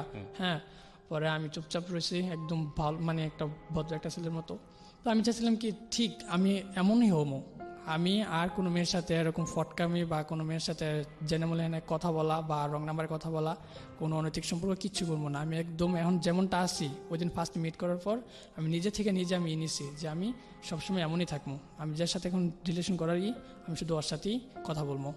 পরে ওই দুইটা মেয়ে যে মৃতপের সাথে ছিল আমার একটু সামনে আমি হাঁটতেছি, পরে আমার ডাক দিছে ভাইয়া, আমি জি বলেন। পরে ওকে আপনার নাম কি? আমি বললাম যে জুয়েল। কয় আপনার মতো ছেলেই আজ পর্যন্ত দেখিনি। আমি কে? আজকে সারাটা দিন আপনাদের দেখলাম, সবাই কত হইচই করছে, সবাই কত মানে ফেদলামিতে শয়তানি করছে, আপনি আপনার মতো রয়েছেন, আপনি রিলেশন করেন? ওরা আমি বললাম যে হ্যাঁ আমি রিলেশন করি। তখন আমি ওই যে মেয়েটা লাস্ট পাগলি, ওই মেয়েটার সাথে আমার রিলেশনের ফার্স্ট মিট। তো আমি বললাম যে হ্যাঁ রিলেশন করি। পরে বললো যে কে? পরে আমি আবার নাম বলি নাই, আমার না করছে প্রথম মানে নাম বলতে। পরে দ্বিতীয়বার মিট হয় ওর সাথে আমার ওই সময় ওর বার্থডে। আমি যে কনফেকশনারিতে ছিলাম ওই জায়গায় আবার বার্থডে কেক হইতো, বার্থডে কেক বিক্রি করতাম। তো ওই জায়গায় আমি অর্ডার করলাম বার্থডে কেক ওর জন্য একটা স্পেশালিভাবে। আমার গার্লফ্রেন্ড আমার ফোন দিয়ে বলে যে চিটাং রোড রাজবাড়িতে আমরা এটা বার্থডে সেলিব্রেট করবো। আচ্ছা ঠিক আছে। পরে আমি ভোর সকালে আমি রাত্রে আমি আবার কি করলাম, আমার ফ্যাক্টরিতে গিয়ে রইলাম। যখন ওর সাথে আমার ফার্স্ট রিলেশন কথা হয় তখন কিন্তু আমি এসি ফ্রিজের কাজ শিখছি। লেখাপড়া বন্ধ, কিন্তু আপনার এই গার্লফ্রেন্ড জানে যে আপনি পড়াশোনা করছেন তখন ইন্টারমিডিয়েটে? তখন ইন্টার সেকেন্ড ইয়ারে আমি ইন্টার ফার্স্ট ইয়ারে আমি লেখাপড়া করি। ইন্টার ফার্স্ট ইয়ার লেখাপড়া করে তো যখন কিনা আমি ঢাকাতে আসছি, ও আমার বলছে যে বাড়িতে তো লেখাপড়া কি অফ এখন? আমি কই না, আমি বাড়িতে আসছি, এমনি ছুটিতে আসছি। পরে আচ্ছা ঠিক আছে। পরে আমি ঢাকায় গেলাম, ঢাকা যাওয়ার পরে এসি ফ্রিজের কাজে দোকানে ঢুকি। পরে এর আগে ও আমার একটা কথা বলছে যে জুয়েল, তো আমি চাই আমি কোনো মানে ফালতু কোনো রিলেশন করতে চাই না, আমি চাই সিরিয়াসলি একটা রিলেশন করতে। যদি সিরিয়াসলি একটা রিলেশন হয় আমি ওরে বিয়ে করবো। আমার গার্লফ্রেন্ড বলতেছে তখন ফার্স্টে। পরে আমি বললাম যে আমি মানে এমনটাই চাই। পরে আমার পিক দেখছে হয়, আমার পিক দেখছে যে আমি চিকনা চাকনা মানে অল্প বয়সে একটি ছেলে। পরে বলতেছে দেখো জুয়েল, তুমি যেরকম বয়সের, এখন তো আমার এক বছরের ভিতরে যদি বিয়ে দিয়ে দেয় তাহলে তুমি কি করবা? তুমি তো লেখাপড়া করতেছো। আর আমার ওর ফ্যামিলিটা আবার অনেকটা ভালো ছিল, ওর খালা ওর চাচারা সবাই ভালো ভালো একটা ইতে আছে। আর পরে ও আমার বলতেছে যে আমার যতগুলো বোন আছে, খালতো বোন চাচতো বোন সবাই ভালো ভালো জায়গায় বিয়ে দিয়েছে, তো আমার বাপ মা ভাবতেছে আমার ভালো একটা জায়গায় বিয়ে দিব। পরে এসব কথা শোনার পরই আমি ওরে মানে আমার ফ্যামিলির গেট আপটা একটু বাড়াই দিয়েছি, কারণ আমি ওর যোগ্য না। পরে আমি বললাম যে আমার এমন আমার সব কিছু আছে, 3 সিট বিল্ডিং আছে। তখন কিন্তু আমার দোতলা ঘর একটা মানে পানির উপর, দোতলা একটা ঘর পাটাতন করা। পানির উপর বলতে? পানির উপর মানে একটা পুকুর আছে, পুকুরের উপর। কোথায় ছিল এটা? এটা সোনারগাঁও। আচ্ছা। পরে পরে আমি তখন কিন্তু আমি ঢাকাতে আসছি। ঢাকাতে আসার পর ও আমার যখন বলছে যে ওর বাপ মা বিয়ে দিয়ে দিবে 1 বছরের ভিতরে, আমার কিছু একটা করতে হইব, যে তুমি যে লেখাপড়া করতেছো তোমার এই লেখাপড়া দিয়া আমি তো তোমার পাবো না বা তুমি আমার পাইবা না। আর আমি কিন্তু আমার ফ্যামিলিতে রিলেশনের কথা বলতে পারতাম না। তুমি যদি ভালো একটা চাকরি করো বা ভালো একটা কিছু করো তাহলে আমি ফ্যামিলিতে আমি বলতে পারবো যে আমার একটা ছেলে পছন্দ করে, তোমরা দেখো, শুধু এতটুকু বলতে পারবো। পরে আমি ঢাকাতে আসছি। ঢাকাতে আসার পর আমি কি করলাম, তখন এসি ফ্রিজের কাজটা সাইরা দিয়া আমি আবার আমার একটা ফ্রেন্ড আছে ওরে বললাম যে দোস্ত আমার তো একটা চাকরি লাগবো, আমি বেতনে চাকরি করবো। পরে কে? পরে আমি ওর ব্যাপারে সব কিছু খুলে বলছি ওর কাছে। পরে ও আমার চাকরি দেয় দোকানে, মানে যে কনফেকশনারিতে আমি এখন বর্তমানে চাকরি করি ওই জায়গায় আমার চাকরি দেয়। ওই জায়গায় আমার বেতন ধরছে 12,000 টাকা। আচ্ছা। ওই জায়গায় ওর সাথে আমি একটা মিথ্যা কথা বলছি যে আমার বেতন, আমি ওরা বলছি যে আমি তো এখানে একটা চাকরি করি। পরে কয় তুমি মাত্র ঢাকায় গেলা, তুমি তো লেখাপড়া করো, ইন্টার ফার্স্ট ইয়ারে পড়ো, তাহলে তুমি হঠাৎ করে চাকরি? যেদিন আমি বাড়ি থেকে আসছি ওরা বলছে যে আমি ঢাকা যাইতেছি, এর পরের দিনই ওরা আমি ফোন দিয়ে বলি যে আমি একটা চাকরি পেয়েছি, আমি আজকে থেকে চাকরি করবো। কয় তুমি চাকরি করবো, তুমি তো লেখাপড়া করো, তোমার তো এখন তো আমি তোমার চাকরি করতে কই না এখনই। পরে আমি বললাম যে আমি কি করবো, আমি তোমার স্যার আমি আর কারো বিয়ে করতে পারবো না, আর আমি কারোর সাথে রিলেশনও করবো না, আমি তোমার এতটা ভালোবাসে ফেলছি। পরে 2 দিন হয়েছে মাত্র আমার সাথে কথা বলতেছো, আমার পিক দেখছো, এতটাই ভালোবাসে ফেলছো? আমি কে হ্যাঁ। পরে কয় তোমার লেখাপড়া? আমি লেখাপড়া করবো না, আমি চাকরি করবো। তখন কি করলাম, আমার কয় যে আচ্ছা ঠিক আছে তুমি চাকরি করবা, তাইলে তো কলেজে তো প্রতিদিন ক্লাস করা লাগে না, তুমি চাকরি করো, তুমি পরীক্ষা দিও। আমি বলছি আচ্ছা ঠিক আছে দেখি। পরে আমি কি করলাম, ওই জায়গায় ফার্স্ট আমি চাকরি নিই কনফেকশনারিতে। চাকরি নিয়ে আমার বেতন ধরছে 12,000 টাকা।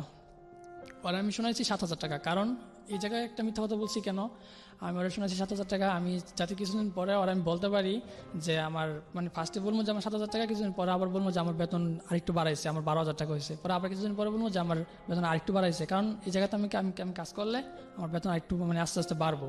তো 12,000 টাকা বেতন ধরছে, ওরা যাতে বুঝতে পারে যে আমি ভালো একটা চাকরি পেয়েছি ভালো জায়গায়, কিছুদিন পর পর বেতন বাড়ে, ওর ফ্যামিলিতে আমি মানাইতে পারবো। পরে আমি কি করলাম, আমি ওরা বললাম যে আমার 12,000 টাকা বেতন, 7,000 টাকা বেতন ধরছে, আমি এই জায়গায় চাকরি করতেছি, 7,000 টাকা বেতনে কী হবো? পরে আমি বললাম এতটুকুই। পরে ও জানতো কি, আমার আব্বা আমারে প্রতি মাসে 10,000 টাকা করে আমার খরচ দিত, আমি লেখাপড়া করি ইন্টার ফার্স্ট ইয়ারে ঢাকা থেকে। পরে ও আমার কয়ে 7,000 টাকা, তাইলে তুমি বাড়ি থেকে টাকা নিও না, তোমার আব্বু থেকে তুমি যে টাকা এখন কাজ করবা এই টাকা দিয়ে চলো, বাড়ি থেকে নিও না, আর আস্তে আস্তে বেতন বাড়লে পরে একটা কিছু করো। আমার এমন কাছে ঠিক আছে। পরে ওই জায়গা থেকে আমার বলতো যে তুমি নিজে একটা দোকান নাও, নিজে একটা ব্যবসা করো। আমার বাপও নিজে একটা ব্যবসা করে নিজে দোকান চালায়, আমার ফ্যামিলির সবাই চায় যে ভালো একটা মানে ভালো করে একটা ছেলে আর নিজে ব্যবসা করে, ও আমার সবসময় কথাটা বলতো। পরে আমি তো জানি আমার নিজের ফ্যামিলিটা কীরকম, আমার আব্বু যে কয় টাকা বেতন পায় এই টাকা দিয়ে আমাকে হয় না। পরে আবার তখন আমার বাস্তব একটা কথা, আমার বাপের নিজের বাড়ি নাই, আমি ছোটো থেকে বড় হয়েছি আমার দাদার বোনের বাড়িতে। তো আমার বাপ এমনই নিজের বাড়িতে হয় নাই, তো আমার দাদার বাপের অনেক বাড়ি ছিল কিন্তু উনি বিক্রি করে ফেলছে, তো আমরা এরকম বাস্তবহারা যেটা বলে, তো আমরা এইভাবে বড় হই। পরে ওইখান থেকে যেমনটা ওরা আমি বললাম যে আমার 7,000 টাকা বেতন, পরে এইভাবে গেল। পরে 2-3 মাস যাওয়ার পর ওর মানে যে ওর যে বার্থডে আসে, ওর বার্থডেতে আমি ওই দোকান থেকেই আমি অর্ডার দিয়ে কেক নিয়ে যাই ভোর সকালে। ওই জায়গায় রাজবাড়িতে যাওয়ার পর ওই জায়গায় ওর লাগে আমার দ্বিতীয়বার মিট। পরে ও আমার ওই জায়গায় দেখলো যে আমি কিন্তু এর ভিতরে ফোনের ভিতরে কথা বলতাম, কোনো নেগেটিভ কোনো কথা বলতাম না, সুন্দরভাবে কথা বলতাম। পরে ওই জায়গায় যাওয়ার আগের দিন রাত্রে, কিন্তু এর আগে তো একবার যে মিট করছি আবার ফোনে কথা বলি, ওর সাথে আমি কোনো নেগেটিভ কথা বলি না, হয়তো একটা মানে ইন্টার ফার্স্ট ইয়ারে পরে ওইরকম একটা মেয়ে। পরে আমার ফ্রেন্ড যে সৈকত, ওর সাথে আবার অনেকটা ফ্রি। পরে আমার ফ্রেন্ডের কাছে বার্থডেতে যাবো যেদিন, এর আগের দিন রাত্রে আমার ফ্রেন্ডের কাছে SMS করতেছে যে সৈকত কই কি, আমার গার্লফ্রেন্ড SMS করতেছে। পরে সৈকত কই কি, কয় জুয়েল তো তেমনটা মানে ওইরকম ফোলা না, যে আমার হাইদা মানে একটা যাই হোক কিস যেটা বলে আমার জড়ায় ধরা, কথা বলা, হাতে ধরা, হয়তো এরকমটা দেখতেছি না, কি একটা বলো ধরাই দিছ, মানে এরকমটা আমি যতটা সৈকতের কাছ থেকে শুনছি। পরে বলতেছে রাজবাড়িতে তো পুরান ঘর আছে, ওই জায়গায় আমি ওরে নিয়ে আমরা যখন যাবো ওরা ওই জায়গায় নিয়ে, পরে ওরা আমি ওয়ালের ভিতর ধাক্কা দিয়ে যেরকম মানে ফিল্মের ভিতর করে আর কি, যেরকমভাবে কিস করে, পরে ওই জায়গায় আমি ওয়ালের ভিতর ধাক্কা দিয়ে পরে ওইভাবে ওরা একটা কিস করবো। পরে সৈকত কয়ে যে আচ্ছা ঠিক আছে কইরো। পরে আমার সৈকত কি আমার গার্লফ্রেন্ড আবার সৈকতরে ফোন দিয়া মানে SMS-এর ভিতর না করছে আমার বলতে। পরে সৈকত আবার আমার বইলা দিছে এর আগের দিন রাত্রে যে জুয়েল এমন তোর কথা বলছে, তুই এত বল কি লেগা, কিন্তু সৈকতরা জানতো না যে আমার এরকম কিছু হয়ে গেছে। পরে সৈকত জানতো যে, কিন্তু আমি তখন ওরে অনেকটা ভালোবেসে ফেলছি, হয় আমার অনেকটা ভালোবেসে ফেলছি, সারা রাত দিন আমার ফোনে কথা বলতাম। ওর আব্বা আম্মুর কাছ থেকে অনেক বকাও খাইছে, ওর আম্মুর কাছ থেকে মারও খাইছে, আমার সাথে কথা বলে দেখা হয়। পরে গেল বার্থডেতে গেলাম সকালে, ভোর সকালে কেক নিয়ে গেলাম। পরে যখন রাজবাড়িতে যাওয়ার রাস্তায় অটোর ভিতর আমি সৈকত আর আমার গার্লফ্রেন্ড আর ওর ফ্রেন্ড একটা মেয়ে ফ্রেন্ড, ওরা বসে রয়েছে। আমি বলতেছি যে সৈকত আমাকে একটা পিক তোল। পরে সৈকত কাঁধে হাত দে।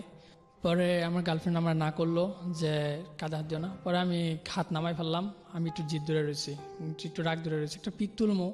পরে আমার বললো যে আচ্ছা ঠিক আছে কাঁধে হাত দো। যখন আমি রাগ করে রয়েছি তখন আমার বললো আচ্ছা ঠিক আছে কাঁধে হাত দো। কাঁধে হাত দিছি, কাঁধে হাত দেওয়ার পর পিক তুললো। পরে রাজবাড়ি গেলাম, কিন্তু এর ভিতরে আবার অটোর ভিতরে সৈকত বলে ফেলছে যে আমার গার্লফ্রেন্ডের নাম নিয়ে বলতেছে যে আজকে কিন্তু এটা যাতে হয়। পরে আমি তো বুঝে ফেলছি।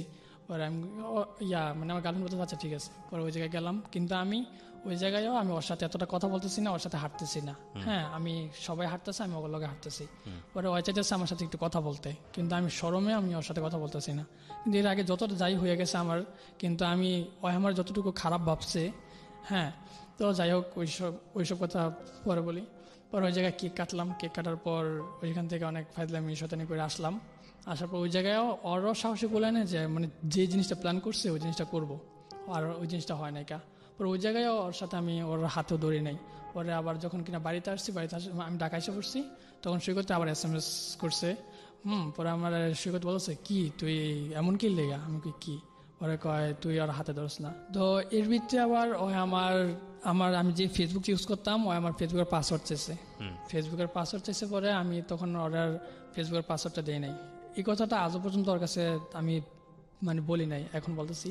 আমার ফেসবুকের পাসওয়ার্ডটা চাইছে, আমি কেন দিই নাই কা, আমার ফেসবুকের পাসওয়ার্ডটা দিলে আমি এর আগে যতগুলো মেয়েদের সাথে আমার সম্পর্ক ছিল, কিন্তু আমি তো ফার্স্টে ওরা বলছি যে আমার কোনো মেয়ের সাথে আমার কোনো সম্পর্ক নাই, কারণ ওর ফ্রেন্ডগুলোকে আমি মিশলে ওই বলতো যে কথা বলি না গেলে আমি বুঝি যে আমার কোনো আমার শরম করে, আমি এরকম কোনো মেয়েদের সাথে বা ছেলেদের সাথে আমি এতটা মিশি নাই কা।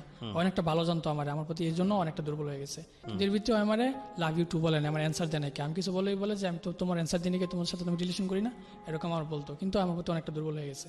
পরে আমার যখন আমার ফেসবুকের পাসওয়ার্ড চেয়েছে, আমি ওর দিনে আমি বলছি যে আমার একটা বড় ভাই আমার ফেসবুক খুলে দিয়েছে, ওই পাসওয়ার্ড জানে, কিন্তু আমার পাসওয়ার্ডটা বলে নাকি, আমার এতটা খেয়াল নাকি। পরে কি বললো যে তুমি ফেসবুকটা তুমি ডিএক্টিভ করে দাও, নষ্ট করে দাও, আমি একটা ফেসবুক তোমার খুলে দিতেছি।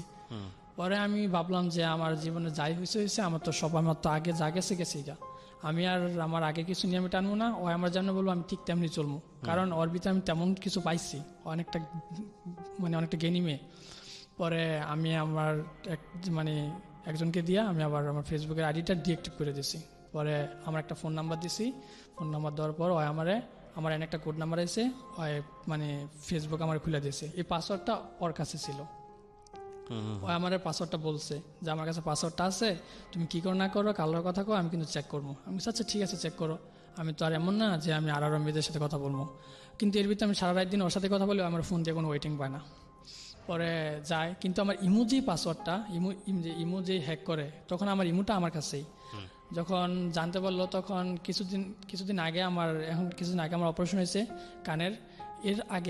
এর আগে কানের অপারেশন হওয়ার আগে এর ভিতরে কিন্তু আমার ফেসবুকের পাসওয়ার্ডটা নেওয়ার পর আমি আর কারোর সাথে কথা বলি না। হ্যাঁ, আমি বলছি যে আমি আর ফেসবুকে পিক দিব না, কারণ পিক দিলে এর আগে যাদের সাথে কথা বলছি যে ওরা যদি দেখে ফ্রেন্ড রিকোয়েস্ট পাঠাইবো, ওরা আমার গার্লফ্রেন্ড অ্যাকসেপ্ট করবো, কারণ ওই মেয়েদের কোনো রিকোয়েস্ট দেখলে অ্যাকসেপ্ট করে আবার আমার হইয়া কথা বলে যে হাই হ্যালো, হ্যাঁ ওই চেক করে আমারটা, তো চেক করে আমার কিছু পায় না।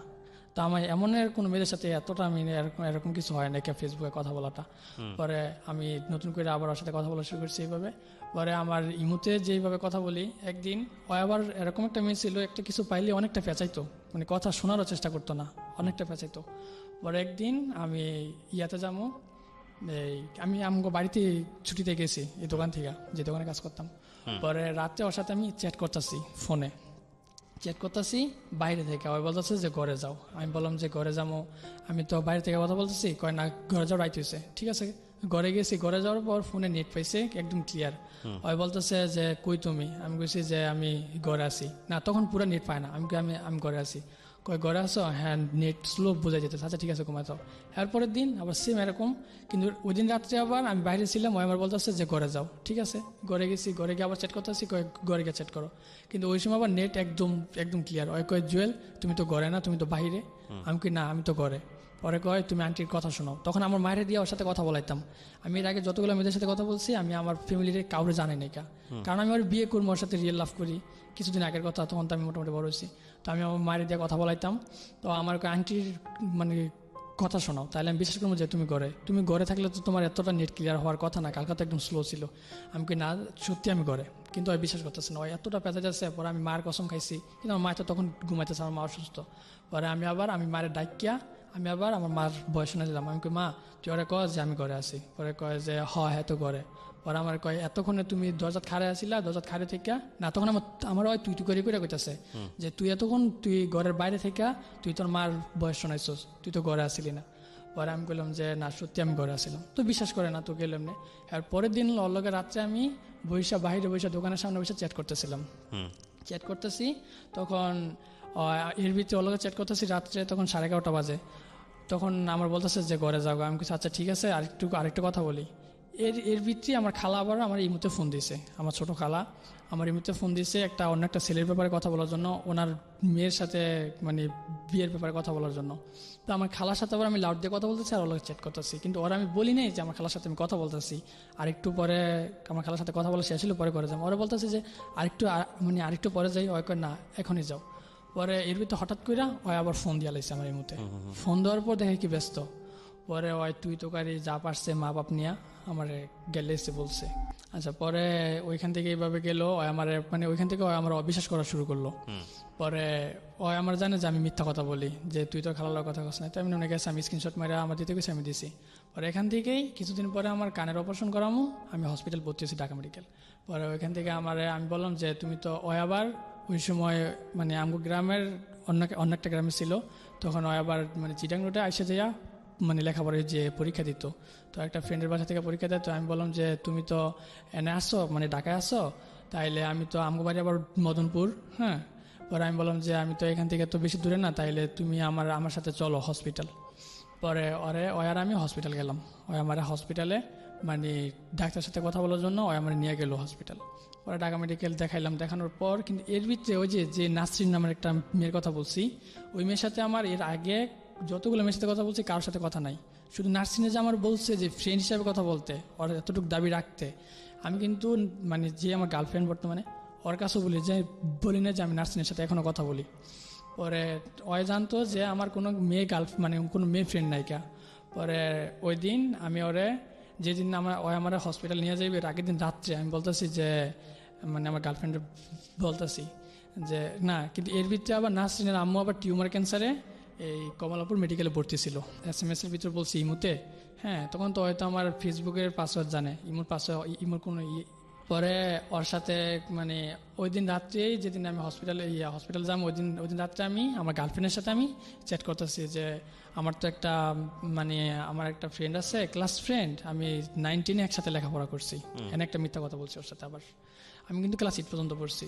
আর আমি শোনাইছি যে আমার একটা ফ্রেন্ড আছে, 19 একসাথে লেখাপড়া করছি, ওর আম্মু অসুস্থ, টিউমার ক্যান্সারে ভুগতেছে, তো আমার ফোন দিছে, এখন তো ওর মায়ের কালকে তো আমরা তো হসপিটাল যাবো না, কালকে তো বলিনি, আমি বলছি যে ওর আম্মুর একটু দেখতে যাইতে হইব, আমি যাবো আর কি। ওর আমি আবার এই কথা বললে নিচ্ছি, কোনো জায়গায় যাই আর না যাই, ওর আমি সব কথাই বললে নিই।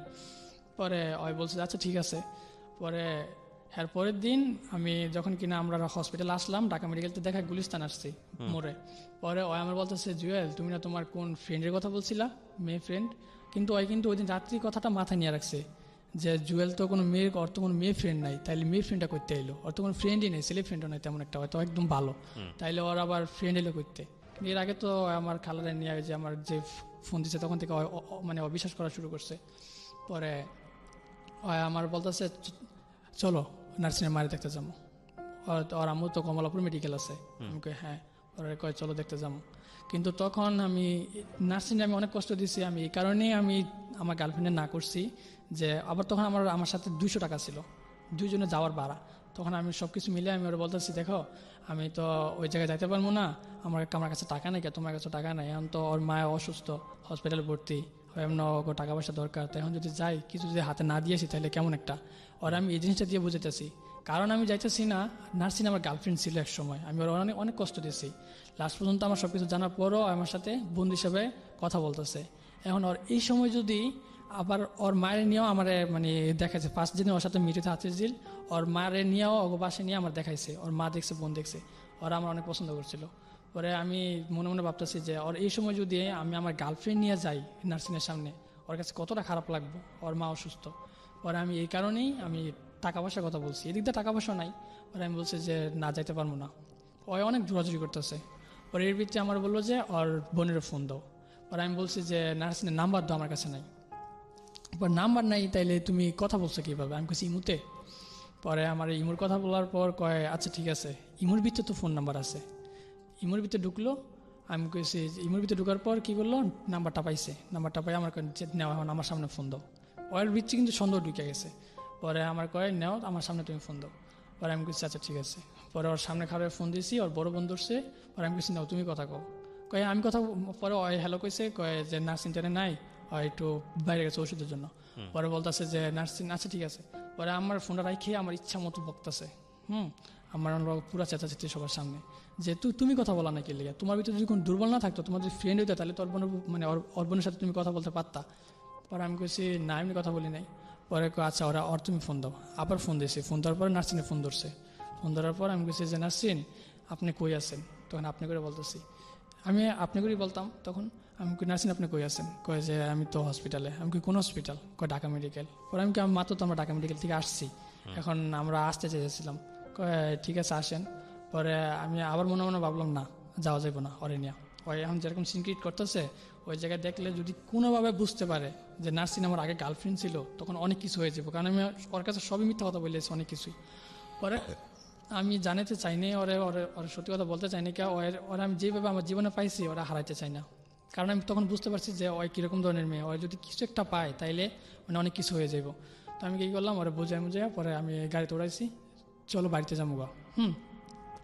পরে ওই বাসে উঠে আমার নামাই দেয়, আমার কই তুই নামবি না আমি আমি নাইমা পড়বো।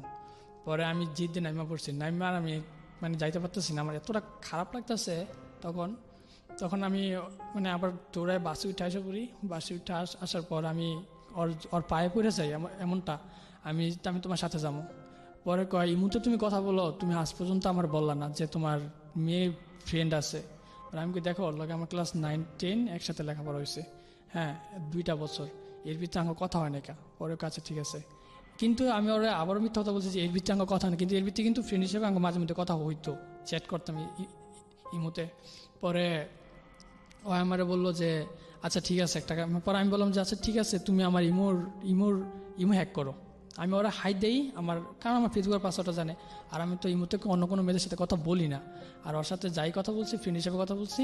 পরে আমার কতদিন আগে তোমার সাথে নার্সিংয়ের কথা হয়েছে, আমি কি নার্সিংয়ের সাথে আমার কথা হয়েছে, এর ভিতরে কথা হয় নাই কা, ওই কাতে জানি নাম্বার নিয়ে আমার ইমো নাম্বার নিয়ে পরে আমার সাথে ইমোতে SMS করছে, শুধু একদিনই কথা হয়েছে, আর স্কুলে যখন পড়ছি তখন, কিন্তু 2 বছরের ভিতরে একদিনও কথা হয় নাই।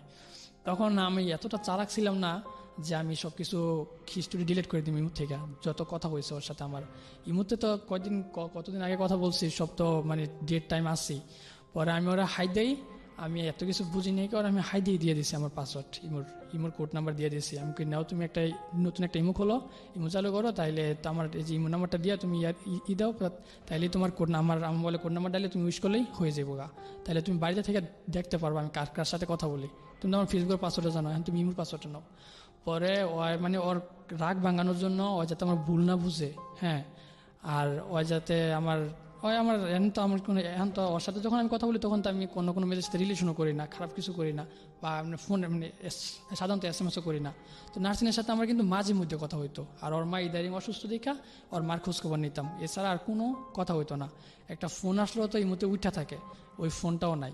পরে কী হইলো, আর আমি নিজে থেকে আমি ইমোর কোড নাম্বারটা দিলাম, ওই নিল, নেওয়ার পর ওর থেকে আবার আমি মাঝে মধ্যে ওর ফেসবুকের পাসওয়ার্ড চাইতাম, আমার দিত না, ডাইরেক্টলি না করতো। ওই কইতো যে আমার ফেসবুকের পাসওয়ার্ড চাইলে ব্রেকআপ করে দেবো, হ্যাঁ। কিন্তু ওর ভাইয়েরা আবার, ওর যে চাস্তো ভাই ফুফাতো ভাই আছে, ওরা আবার মাঝে মধ্যে করতো, মানে যাই হোক মানে সচেতন ফেললে আমি SMS করতো, তো এগুলো দেখলে আমার খারাপ লাগবে, আমি মানে ওইরকম বুঝতাম না, তো এই লেগে আমার দেয় নাইকা। ওরা আমি দোষতেছি না, তখন ওরা আমি আমার ইমোর পাসওয়ার্ডটা দিয়েছি, ওই কী করলো বাড়িতে যাইয়া সব কিছু দেখলো, আমি কার লগে কথা কইছি, ওই সব কিছু বার করছে আমার ইমো থেকে। বাইর কইরা আমারে ফোন দিল যে নার্সিন নামের মেয়েটাকে, আরও 2-1টা মেয়ে বার করছে। তো শারমিন একটা মানে স্বপ্না, তো ওই আইডিটা ছিল আমার ফুফুর এই যে বাগনির, হ্যাঁ জামের বাগনির। তো আমি ওরা বললাম যে আমার আইডিটা লাগে, পরে কাছে ঠিক আছে, ওর সব বাদ দিল। পরে কয় নার্সিন নামের মেয়েটার কথা যে বললা তোমার সাথে 9-10 একসাথে পড়ছে, তাহলে এই মেয়েটার ইয়ানো কীভাবে আসলো, এই মেয়েটার সাথে না তোমার মাস দিয়ে কথা হয় নাই কা, তাহলে তো এই যে আমার আবার মানে মাস বললো যে এত মাসে এত তারিখে এই যে এই SMS হয়েছে, হ্যাঁ, ওরা মোবাইল আবার স্ক্রিনশট মারা যায় না। পরে আমি তো সত্যিটা জানি, আমি হ্যাঁ কথা হয়েছে। পরে তুমি আমার মিথ্যা কথা বললা কে? আমি বলছি মিথ্যা কথা আমি এই কারণে বলছি, আমি যাতে তোমার না হারাই, আমি ফার্স্টে থেকে মিথ্যা কথা বলে এসেছি এই জিনিসটা।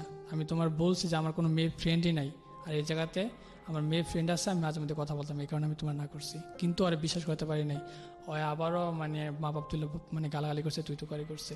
পরে আমার সাথে 3 দিন কথা বলে নাই কা, 3 দিন কথা বলে নাই কা। তো এর ভিতরে এমনি গেছে, 3 দিন কথা বলা হয় নাই। পরে আমার ফ্রেন্ড যে সৈকত, ওরা দিয়ে কথা বলাইলাম যে সৈকত তুই ওরা বুঝাই কো, পরে সৈকত ওরা বুঝাই গেছে। পরে আবার ওর সাথে আবার আমার কথা হয়েছে। পরে বললো যে আচ্ছা ঠিক আছে, মেয়ে ফ্রেন্ড থাকতেই পারে স্বাভাবিক, তো আমার বলা নেই কি লেখা, আচ্ছা ঠিক আছে, ওরা বুঝে আবার রিলেশন, আবার আমরা শুরু করছি, আবার কথা বলতেছি। তখন এর ভিতরে যে আমি কাজ করি, আমি এই কাজে ঢোকার পর আমি যেমনটা টুকটাক বেতন পাইছি, আমি যতটুকু জানি যে আমি এটি কিন্তু পরীক্ষাও দিই নাই কা। আমার এই এতটুকু লেখাপড়া আমি ভালো একটা চাকরি পাইতাম না। যে জায়গায় আমি চাকরিটা পাইছি ওই জায়গায় 12,000 টাকা বেতন। তো আমি চাকরিটা সারা যাইব না। আমি যদি জীবনে আমার একটা টার্গেট আছে, ওরা আমি যে মিথ্যা কথাগুলো বলছি, ওরা আমি বলছি যে আমার বাড়িতে 3 সিট বিল্ডিং আছে।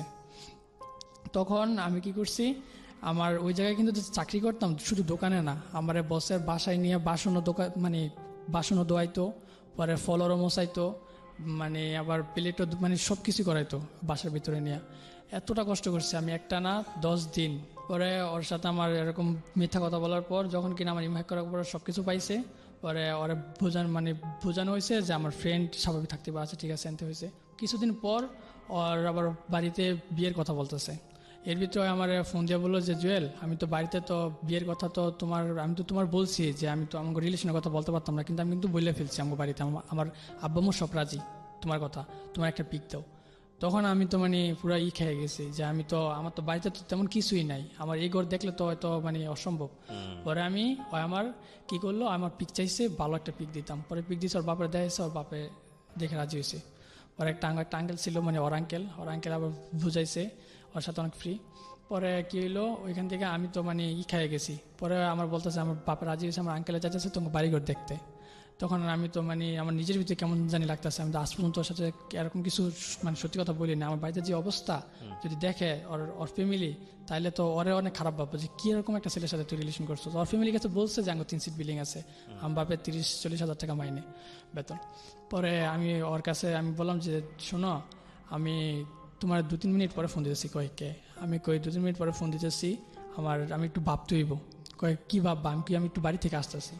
পরে দৌড়ে বাড়িতে গেছি, বাড়িতে যাইয়া সৈকত নিয়ে আমার বাড়িতে গেছি। আমি সৈকত দেখ, তুই তো জানোস আমার এই অবস্থা, এখন আমি কীভাবে কী করতাম। পরে কয় তুই সত্যি কথাটা বলিস না। আমি বলতেছি সত্যি কথাটা বলিস না, তোর গার্লফ্রেন্ড আমার অনেক কিছু জিজ্ঞেসে, আমি কিন্তু তুই ওর যেমনি করছিস আমি কিন্তু তেমনি বলছি, কিন্তু আমি ওর কাছে ছোট হয়ে যাবো, আমি কিন্তু আমার কিছু করার নেই। পরে আমার কী করলো, আমার কয় ওর আঙ্কেলের সাথে আমি কথা বলতাম। পরে আমার গার্লফ্রেন্ড আমার ফোন দিয়েছে। পরে কয় কী হলো, তুমি 2-3 মিনিট সময় চাইলা। আমি কই দেখো, আমি ওই সময় ওরা আমি সত্যি কথা বলছি। আমি কই আমার এরকম একটা ঘর, দোতলা ঘর, আমি অনেক গরিব, কিন্তু শুধু আমি এতটুকু সত্যি কথা বলছি। কিন্তু আমার লেখাপড়া নিয়ে, আমার ফ্যামিলির নিয়ে আমি আর কিছু আর বলি না। ক্লাস 8 পর্যন্ত পড়ছেন এটা বলেন না, এগুলো কিছুই বলি না কাউরে। আর আগে কি হয়েছে না হয়েছে কতগুলো মেয়ের সাথে বা নার্সিংয়ের সাথে আমার গার্লফ্রেন্ড ছিল নাকি, এগুলো কিছু বলি না। আমি দেখো আমার এই ঘর, তুমি এই ঘরে আসবা। পরে আমার বলতেছে তোমার ঘরে একটা ছবি তুলে দাও। পরে পানি সহ নিচে যে মানে আমার ঘরের নিচে যে পানি আর যেরকম একটা বাড়ি, আমি পুরোটাই ছবি তুলে ওরা পাঠাইছি। আমার বলতেছে যে ঠিক আছে, তুমি যাই মিথ্যা কথা বলছো আমি সব মাইনা নিছি, আমি আমার ফ্যামিলির যেমন পারি আমি ম্যানেজ করবো। পরে আঙ্কেলে কয় যে ওর আঙ্কেলের সাথে কথা বলতে, ওর আঙ্কেলে আসবো দেখবো। পরে ওর আঙ্কেলের সাথে কথা বললাম, আমাকে আঙ্কেল আমি তো বাড়িতে তো বলতে পারতেছি না। কয় যেমনি পারো তুমি তোমার বাড়িতে বোঝাও, নাহলে ওর অন্য জায়গায় বিয়ে হয়ে যাবো। আমি তো ওর জন্য অনেক পাগল, আমার জন্য অনেক পাগল। পরে কী করলাম, আমি আমার বাড়িতে বললাম, আমার মায়ের দিয়ে আমার বাপের কাছে বললাম। আমার বাপ তো অনেক রাগি যে এখনই কি এর বিয়ে করামো। পরে অনেক চিল্লি আমার মার লাগে ঝগড়া। পরে আমি 3 দিন ঘরে ভাত খাই নাই। এর ভিতরে আমার খালি প্যারা দিতেছে ওর বিয়ে হয়ে যাবো। পরে আমি কি করলাম, আমি আমার খালার কাছে জানাইলাম। পরে আমার আব্বা কি করলো, মেঘে মানে বৃষ্টিতে ভিজাইয়া পরে আমার খালাকে বাড়িতে আমার নিয়ে গেছে। আমার খালার সামনে সবার সামনে আমার জিজ্ঞেস করছে কি করবো। যদি বাপমার কথা মানে বাপমা চাই তাইলে আমি বাপমার কথা শুনতাম, ওরে ভুলে যেতাম। পরে আমি আবার কি করলাম যে ইমুতে ঢুকিয়া আমি সবগুলো কথা রেকর্ডিং করছি। আমার বাপমা যে আমার খালায়েরা যত ওরে নিয়ে যত কথা বলছে রাজি না, আমি সব কথা রেকর্ডিং করছি। কারণ আমার মুখের কথা বিশ্বাস করবো না, যে আমি যে এতটুকু চেষ্টা করতেছি ওই বিশ্বাস করবে না। ওই ভাববো যে আমি অন্য 5টা ফটকা ছেলেগের মতো আমি অল্লাহকে ওরে নিয়ে খেলা করছি। ওরে যখন আমি কথাগুলো রেকর্ডিং করে পাঠাইছি, আমার খালারা বলতেছে ওই এলাকার মানুষ খারাপ, এটা ওই এলাকার মাইয়ারা ভালো হয় না, তো অনেক কথা বলছে। তো ওর মাইন্ডে বাজে গেছে পরে এমনি গেল। যাওয়ার পর আমার বাপ মা একদমই রাজি না, ওরে আমার বিয়ে করাইবো না। পরে আমার বাপে বলতেছে, আমার খালায় ওরা ফোন দিয়ে বলতেছে যে তুমি 5 বছর ওয়েট করতে পারবা। তখন কিন্তু ওর কিন্তু 18 বছর। ওই কি বললো যে আমার 20 বছর, আমি আর 5 বছর ওয়েট করলে আমার 25 বছর হয়ে যায়, এতদিন আমার বাপ মা করে বসে রাখবো না, যদি কাবিন করে রাখেন বাংটি পরে রাখেন তো একটা কথা চলে। তখন আমার বাপের শূন্য কয় যে 20 বছরের মাইয়া আর আমার পোলার হয়েছে 19 বছর, 20 বছর, তো এরকম আমার পোলার তো বড়, আমি এরকম মাইয়া বিয়ে করাবো না। তো আমার বাপ মার আমি বুঝাতে পারতেছি না এদিক দিয়ে, আর ওরা বুঝাতে পারতেছি না ওই দিক দিয়ে যে আমার বাপ মা এই কারণে এরকম। আর পরে কি হলো, আমার বাপে আবার আমার ফুফুগো বাড়িতে গেছে, মানে আমার দাদাগো বাড়িতে। এর পর্যন্ত মানে এর ভিতরে কিন্তু জানতে পারে না যে আমি ক্লাস 8 পর্যন্ত পড়ছি। পরে কি হলো, আমার দাদাকে বাড়িতে গেছে আমার আব্বা। পরে আমার আব্বা আমার ছোট ফুফু আমার ছোট ফুফু আবার এই দিক দিয়ে আমার অনেক হেল্প করছে। আমার ছোট ফুফু থেকে নাম্বার নিয়ে, জোর কইরা নাম্বার নিয়ে পরে আমার গার্লফ্রেন্ডে ফোন দিছে। আমার আমার আমার মেজো ফুফু ফোন দিয়ে বলতেছে আমার গার্লফ্রেন্ডে বলতেছে যে তুমি যে ওর সাথে ওরা যে বিয়ে করবা, হ্যাঁ আমাকে ব্যাপারে কিছু জানো? পরে কয় হ্যাঁ জানি, আপনারা মানে ওর দোতলা একটা ঘর, হ্যাঁ গরিব, হ্যাঁ জানি। পরে শুধু এতটুক না, তুমি ইন্টার ফার্স্ট ইয়ারে লেখাপড়া করতেছো আর ও ক্লাস 8 পর্যন্ত পড়ছে, তাইলে তুমি ফাইনালি পেরেক। তাইলে তুমি এত কিছু জানার পর তুমি কেমনে তুমি এরকম ধরনের একটা মেয়ে হইয়া, এরকম ঘরের একটা মেয়ে হইয়া, হ্যাঁ তুমি দেখতে শুনতো, মানে আমি আমার পিক দেখাইছি, তুমি দেখতে শুনতো সব দিক দিয়া তুমি আসছো, তাইলে তুমি আমার 22 তারিখ বিয়ে করে কি তুমি কি পরে কি সুখী মনে করবা? পরে কি আমার 22 তারিখ তুমি মাইনে নিবা? আর পরে কি তুমি কি এরকম খোটা দিবা না বা এরকম কিছু? মানে ও ক্লাস 8 পর্যন্ত পড়ছে, মানে হয়তো ইন্টার ফার্স্ট ইয়ারে পড়ছে। কয় না, ও ক্লাস 8 পর্যন্ত পড়ছে, আমার থেকে কি বেশি জানো তুমি? পরে আমার গার্লফ্রেন্ড করছে কি, ফোনটা রাইখা নাসরিনরে ফোন দিছে। নাসরিনরে তখন কিন্তু নাসরিনের আবার মানে এই নাসরিনে দিয়েই যখন ওই যে মাঝখান দিয়ে ব্রেকআপ হয়েছে ওর লগে আমার, এই নাসরিনের সাথে কথা বলো না, মেয়ে কোনো বয়ফ্রেন্ড ছিল না, মেয়ে ফ্রেন্ড ছিল না। তখন ওই দিন নাসরিনের মা মারা গেছে, ওর মা টিউমার ক্যান্সারে ওই সময় মারা গেছে। যেদিন ওর মা মারা গেছে ওই দিনই ওই কিন্তু অনেক অনেক কান্নাকাটি করতেছে। ওর আমি ফোন দিয়া এই আমার গার্লফ্রেন্ডের জন্য এই নাসরিনরে আমি আবার ফোন দিয়েছি যে নাসরিন আপনি যেমনি পারেন একটু দিনের বোঝান। কিন্তু তখন কিন্তু আমি শুনি নেই যে ওর মা মারা গেছে। ওই দিনে ওর মা সকালে মারা গেছে, আমি বিকালে ফোন দিচ্ছি, আমি নাসরিন আমার এমন হয়ে গেছে দিনের সাথে। এখন তো দিনা তো বলতেছে আমি নাকি আপনার সাথে রিলেশন করছি, আপনি তো ওর একটু বুঝাই বলেন যে ওর সাথে আপনার সাথে আমার শুধু ফ্রেন্ডই, আগে যে গার্লফ্রেন্ড ছিল এটা কিন্তু ওরা কিন্তু বললেন না, এই কথাটা আপনি একটু লুকায় রাখেন, তাইলে আমার রিলেশনটা হইব। আমি এরকমভাবে কান্নাকাটি করে বলতেছি, ওরা নাসরিনে বলতেছে দেখেন আমার জায়গায় আপনারা যদি অন্য কোনো মেয়ে হইতো আপনার জোতাটা বাইরে তো, একমাত্র আজকে আমি দেখা আজকে আমার মা মারা গেছে, পরে তো আমি শুনে তো মানে একদমই। পরে ওর মা মারা গেছে, এরকম সময় নার্সিনে আমার গার্লফ্রেন্ডে ফোন দিছে, ফোন দিয়া বলতেছে যে আপু জুয়েল ভাইয়া তো আমার সাথে শুধু ফ্রেন্ড ছিল, আমি আবার যেমনি নার্সিনে শিখাই দিয়েছি 19 একসাথে, যে জুয়েলের সাথে কিন্তু আমার ফ্রেন্ড ছিল আর কিছু না, আপনি কিন্তু আর সন্দেহ করেন না, ওই কিন্তু আপনার অনেক ভালোবাসা, অনেক কান্নাকাটি করতেছে আপনার সাথে, আপনি ওর সাথে কথা বলেন। কয় শুধু আপনার কারণে, মানে নার্সিংতে বলতেছে যে শুধু তোমার কারণে আমি ওর সাথে আবার কথা বলবো, কারণ আমার কাছে অনেক কিছু লুকাইছে। পরে গেল, পরে ওই সময়টা যখন কিনা মানে আমার গার্লফ্রেন্ড শুনছে যে আমি ক্লাস 8 পর্যন্ত পড়ছি, তখন কিন্তু এই কথাটা মাথায় আসছে কি ওর মা মারা গেছে, তখন ওই আমার কাছে এরকম একটা কথা লুকাইছে, ওরা নাকি 19 একসাথে পড়ছে, জুয়েল তো ক্লাস 8 পর্যন্ত পড়ছে। এই নার্সিংটা ফোন দিচ্ছে, নার্সিংটা ফোন দিয়ে বলতেছে যে নার্সিন তুমি কিন্তু ধরা খাইয়া গেছো। ওই নার্সিনে কয় কি আপু আপনি কি বলেন বুঝলাম না। কয় তুমি তোমার মা মারা গেছে ওই দিনও তুমি একটা মিথ্যা কথা বলছো, তুমি এখন ধরা খাই গেছো, আমি সব কথা সত্যি কথা শুনতে পারছি, ওর একটা বাড়ি মারছে, ওরা বলতেছে আমি সব কথা মানে সত্যিটা শুনতে পারছি, এখন তুমি সত্যি কথা কও, জুয়েলের সাথে তোমার কি সম্পর্ক, কেমনে পরিচয় হয়েছে? ওরা কয় আপু যাই হয়েছে, আমি ওই দিন আমার মা মারা গেছে, আমি ওই দিন শুধু জুয়েল আপনার অনেক ভালোবাসে, জুয়েল ভালো একটা মানুষ, আমি ওর কথাতে ওর কান্নাতে ওর আপনাকে ভালোবাসা টিকানোর জন্য আমি মিথ্যা কথাটা বলছি। আর আমি যতগুলো মিথ্যা কথা বলে গেছি ভাই, আমি শুধু আমার ভালোবাসা টিকানোর জন্য, আমি ওরা পাওয়ার জন্য আমি সবগুলো মিথ্যা কথা বলে গেছি, কিন্তু আসলে আমি অনেকটা ভালোবাসি ওরে। তারপরে কি হলো শেষ পর্যন্ত? পরে যখন নাসরিনকে জিজ্ঞেস করলো, নাসরিন সত্যি কথা বলে দিয়েছে, নাসরিনের মরামার মানে কসম দিয়া আমার গার্লফ্রেন্ড জিজ্ঞেস করছে, তখন নাসরিন সত্যিটা বলে ফেলছে। পরে এর ভিতরে নার্সিন আমার ফোন দিয়া আমার পায় নাইকা, কারণ আমার জিজ্ঞেস করতো কী হয়েছে। পরে আমি বলছি নার্সিন বলে দিয়েছে যে ওর সাথে আমার আগে রিলেশন ছিল, ওরা আমি কষ্ট দিছি, পরে আমরা ফ্রেন্ড হিসেবে কথা কই। যখন এই কথাটা আমার গার্লফ্রেন্ড শুনতে পারছে যে আগে আমার সাথে ওর সাথে রিলেশন ছিল আর আমি ক্লাস 8 পর্যন্ত পড়ছি, দুইটা কথা শুনতে পারছে, তখন আমার গার্লফ্রেন্ড ফোন দিছে, ফোন দিয়া আমার সাথে সুন্দর করে মানে এরকমভাবে কথা বলতেছে যে জুয়েল তুমি এখন তোমার মুখ থেকে শুনতে চাই, তুমি ক্লাস কোন পর্যন্ত পড়ছো? তখন আমি মিথ্যা কথা বলতেছি, আমি বুঝতে পারতেছি না যে আমার ফুফুর কাছ থেকে শুনে ফেলছে সব কথা। পরে আমি বলতেছি যে আমি ইন্টার ফার্স্ট ইয়ার পর্যন্ত পড়ছি, তোমার জন্য আমি লেখাপড়া ছেড়ে দিয়ে কাজ করছি। ওরা আর কত ভালো সাজবা, আল্লাহ সত্যি করে রাখো, তুমি কোন ক্লাস পর্যন্ত লেখাপড়া করছো? পরে আমি বললাম যে ক্লাস 8 পর্যন্ত। ওয়ে আমার বলতেছে ক্লাস 8 পর্যন্ত লেখাপড়া করছো না? আমার এর ভিতরে আমার মেট্রিক পাসের সার্টিফিকেট চাইছে, আমি বলছি যে আমার কাছে নাই, হ্যাঁ বর্তমানে নাই। পরে কয় তুমি 8 পর্যন্ত পড়ছো, আমি সব কিছু শুনতে পারছি। তখন আমি সত্যি কথা বলে দিচ্ছি যে হ্যাঁ আমি ক্লাস 8 পর্যন্ত পড়ছি। পরে কয় নার্সিনের সাথে তোমার 19 বেস্ট মানে ফ্রেন্ড ছিল, 19 একসাথে পড়ছো, তো এটা তো সম্ভব না, তুমি তো 8 পর্যন্ত পড়ছো, তাহলে ওর সাথে তোমার কে? আমি কিন্তু নার্সিং থেকে সব শুনছি। তখন আমি বলে দিচ্ছি হ্যাঁ আমার রিলেশন ছিল। তখন আমি অনেক কান্নাকাটি করে ওরা বলছি, ওরা অনেক কান্নাকাটি করতেছিল, ওরা অনেক কান্নাকাটি করে বলছি যে আমি তোর সাথে আমার ফ্রেন্ড ছিল, এখন ফ্রেন্ড, তোমার সাথে রিলেশন করার পর আমি ফ্রেন্ড হিসেবে কথা কইছি। কিন্তু বাস্তব ওর সাথে আমি রিলেশন করার পর আমি এর আগে যত খারাপ কিছু করছি আমি কিচ্ছু না, আমি শুধু ওর প্রতি আমার একটা ছিল। তো যাই হোক, এর কিছুদিন আগে ওর এরপরে কি দাঁড়ালো? আপনার গার্লফ্রেন্ড কি বললো আপনাকে?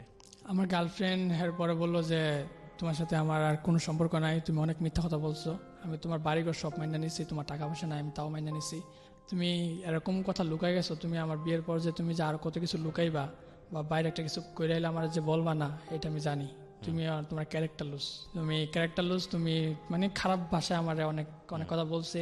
পরে আমি ওরা বোঝাতে পারি নাই। এরপরে কিছুদিন পর আমার অপারেশন হইলো, মানে ওই জায়গায় শেষ। কিছুদিন পর অপারেশন হইলো, অপারেশনের দিন আমি আমার আবার বলতেছি, এর ভিতরে আমার ফোন দিতে না করছে, আমার নামে ব্লাড টেস্ট চালা দিতেছে। পরে আমার কানের অপারেশন হইলো কিছুদিন আগে। পরে আমি আমার অপারেশনের দিনই, অপারেশনের 1 ঘন্টা আগে আমি আব্বার কাছে কান্না করে বলতেছি যে আব্বা আমি আমি বিয়ে করবো, আপনি আমার ওর বয়স জামলাতে আমি ওর বিয়ে করবো, নাহলে আমি অপারেশন থিয়েটারে যাই আর কোনোদিন আমি মানে এরকমভাবে এরকম সুস্থ ফিরাইতাম না। পরে আমার আব্বা কী করলো যে আচ্ছা ঠিক আছে আমি তোর মানে আমার একটু সান্ত্বনা দিল। পরে ওই জায়গা থেকে আমার ছোটো ফুফুরে ফোন দিচ্ছি যে ফুফু ওর লগে আমি যাতে আমার যাতে মানে ওর একটু বুঝাই বলেন ও যাতে আমার সাথে রিলেশন করে। পরে কানের অপারেশন হইলো, 3 দিন পর আমি একটু সুস্থ হয়েছি। এর ভিতরে আমার গার্লফ্রেন্ড আবার আমার ফোন দিছে, হ্যাঁ। তো এর ভিতরে আমি ঠিকমতো ওষুধ পানি খাইতাম না, হ্যাঁ। আমার ফুফু আবার আমার থেকে খোঁজ নিত, আমার আব্বাও দেখতো যে আমি ঠিকমতো ভাত পানি খাইতাম না ওর জন্য। পরে ওরা আমার ছোটো ফুফু ফোন দেওয়ার পর বললো যে জুয়েল তো তোমার লাগে ঠিকমতো ওষুধ খাইতেছে না, ওর তো অপারেশন হয়েছে, এখন তুমি ওর সাথে কথা কও, হ্যাঁ। যেভাবে ওরা বুঝাইছে পরে ওই কী করলো আমার ফোন দিয়েছে, ফোন দিয়ে কয় আমি কি তোমার জীবন থেকে একেবারে গেছি গা, তুমি এমন কথা শিখলে, তুমি ঠিকমতো ওষুধ পানি খাও। পরে কি হলো আবার কথা হইতেছে ওর সাথে আবার আমার। পরে আমার কানের অপারেশন শেষ হওয়ার পর 4-5 দিন পর ওই আবার আমার হসপিটাল লয়ে আসলো। আমি একটা প্রশ্ন করি আপনাকে, সেটা দিয়ে উত্তর দিলেই হবে। আপনাদের সম্পর্কটা এখন আছে না নাই? না এখন নাই। কতদিন যাবত হয়েছে ব্রেকআপ? কাল পর্যন্ত কথা হয়েছে ওর সাথে আমার। কালকা সে তো আপনার সঙ্গে আর সংসার করবে, মানে বিয়ে শাদী করবে না আপনাকে, বা আপনার সঙ্গে কন্টিনিউ করবে না, এটাই সে জানিয়ে দিয়েছে। জি। আচ্ছা, তো আপনি গল্পটা কেন আজকে সিক্রেটসে বলতে আসলেন?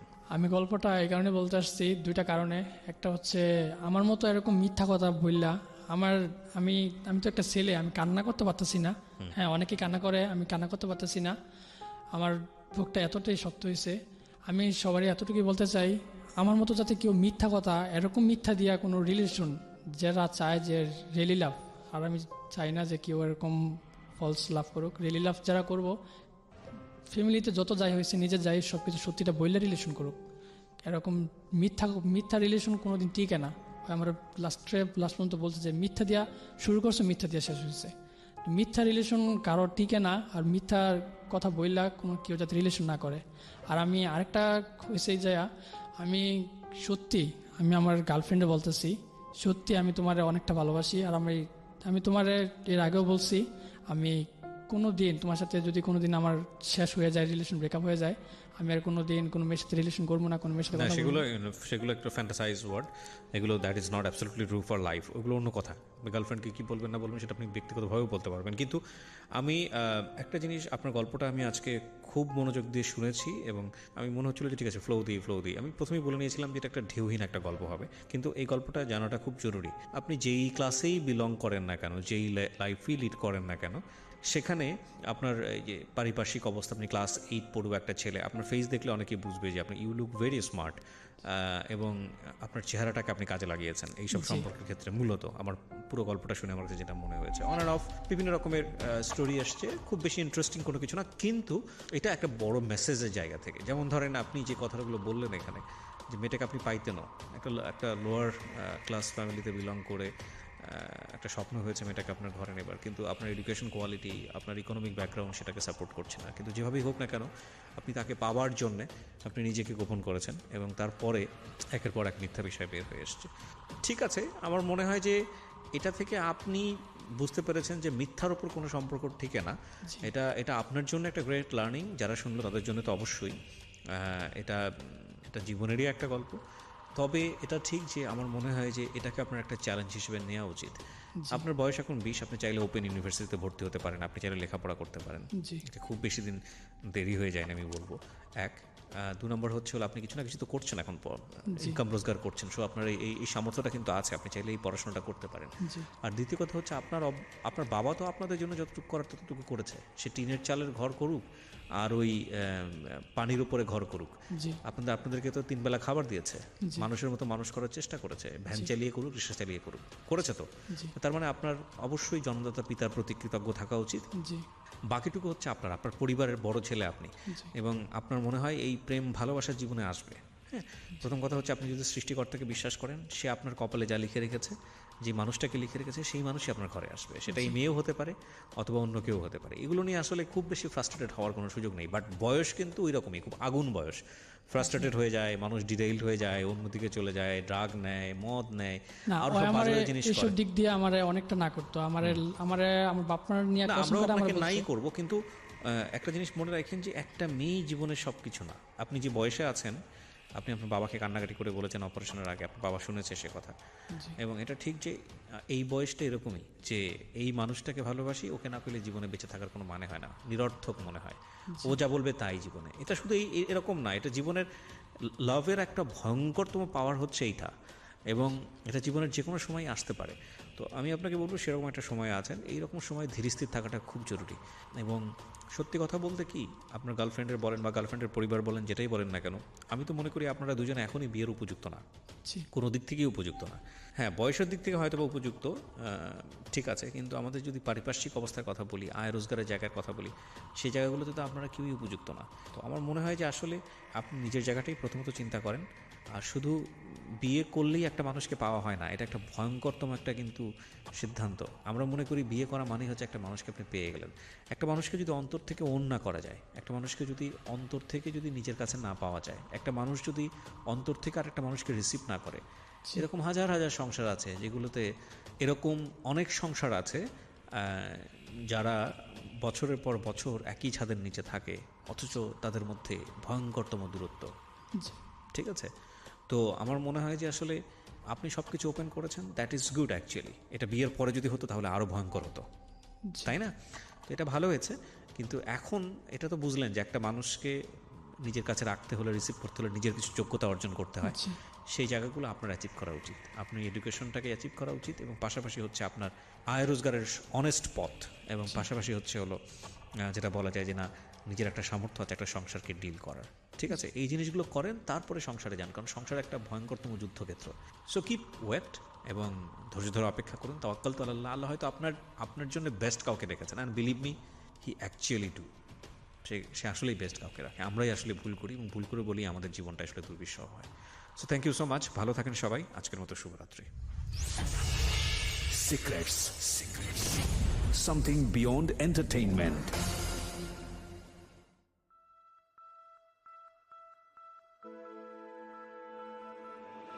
Love. Hate. Challenge. Motivation. Lies. Truth. Impossible. Virtue. Morality. Something beyond entertainment. Welcome to my stage of reality. Stay tuned. Sunday and Wednesday with me, RJ Kibriya, only on Dhaka FM 90.4.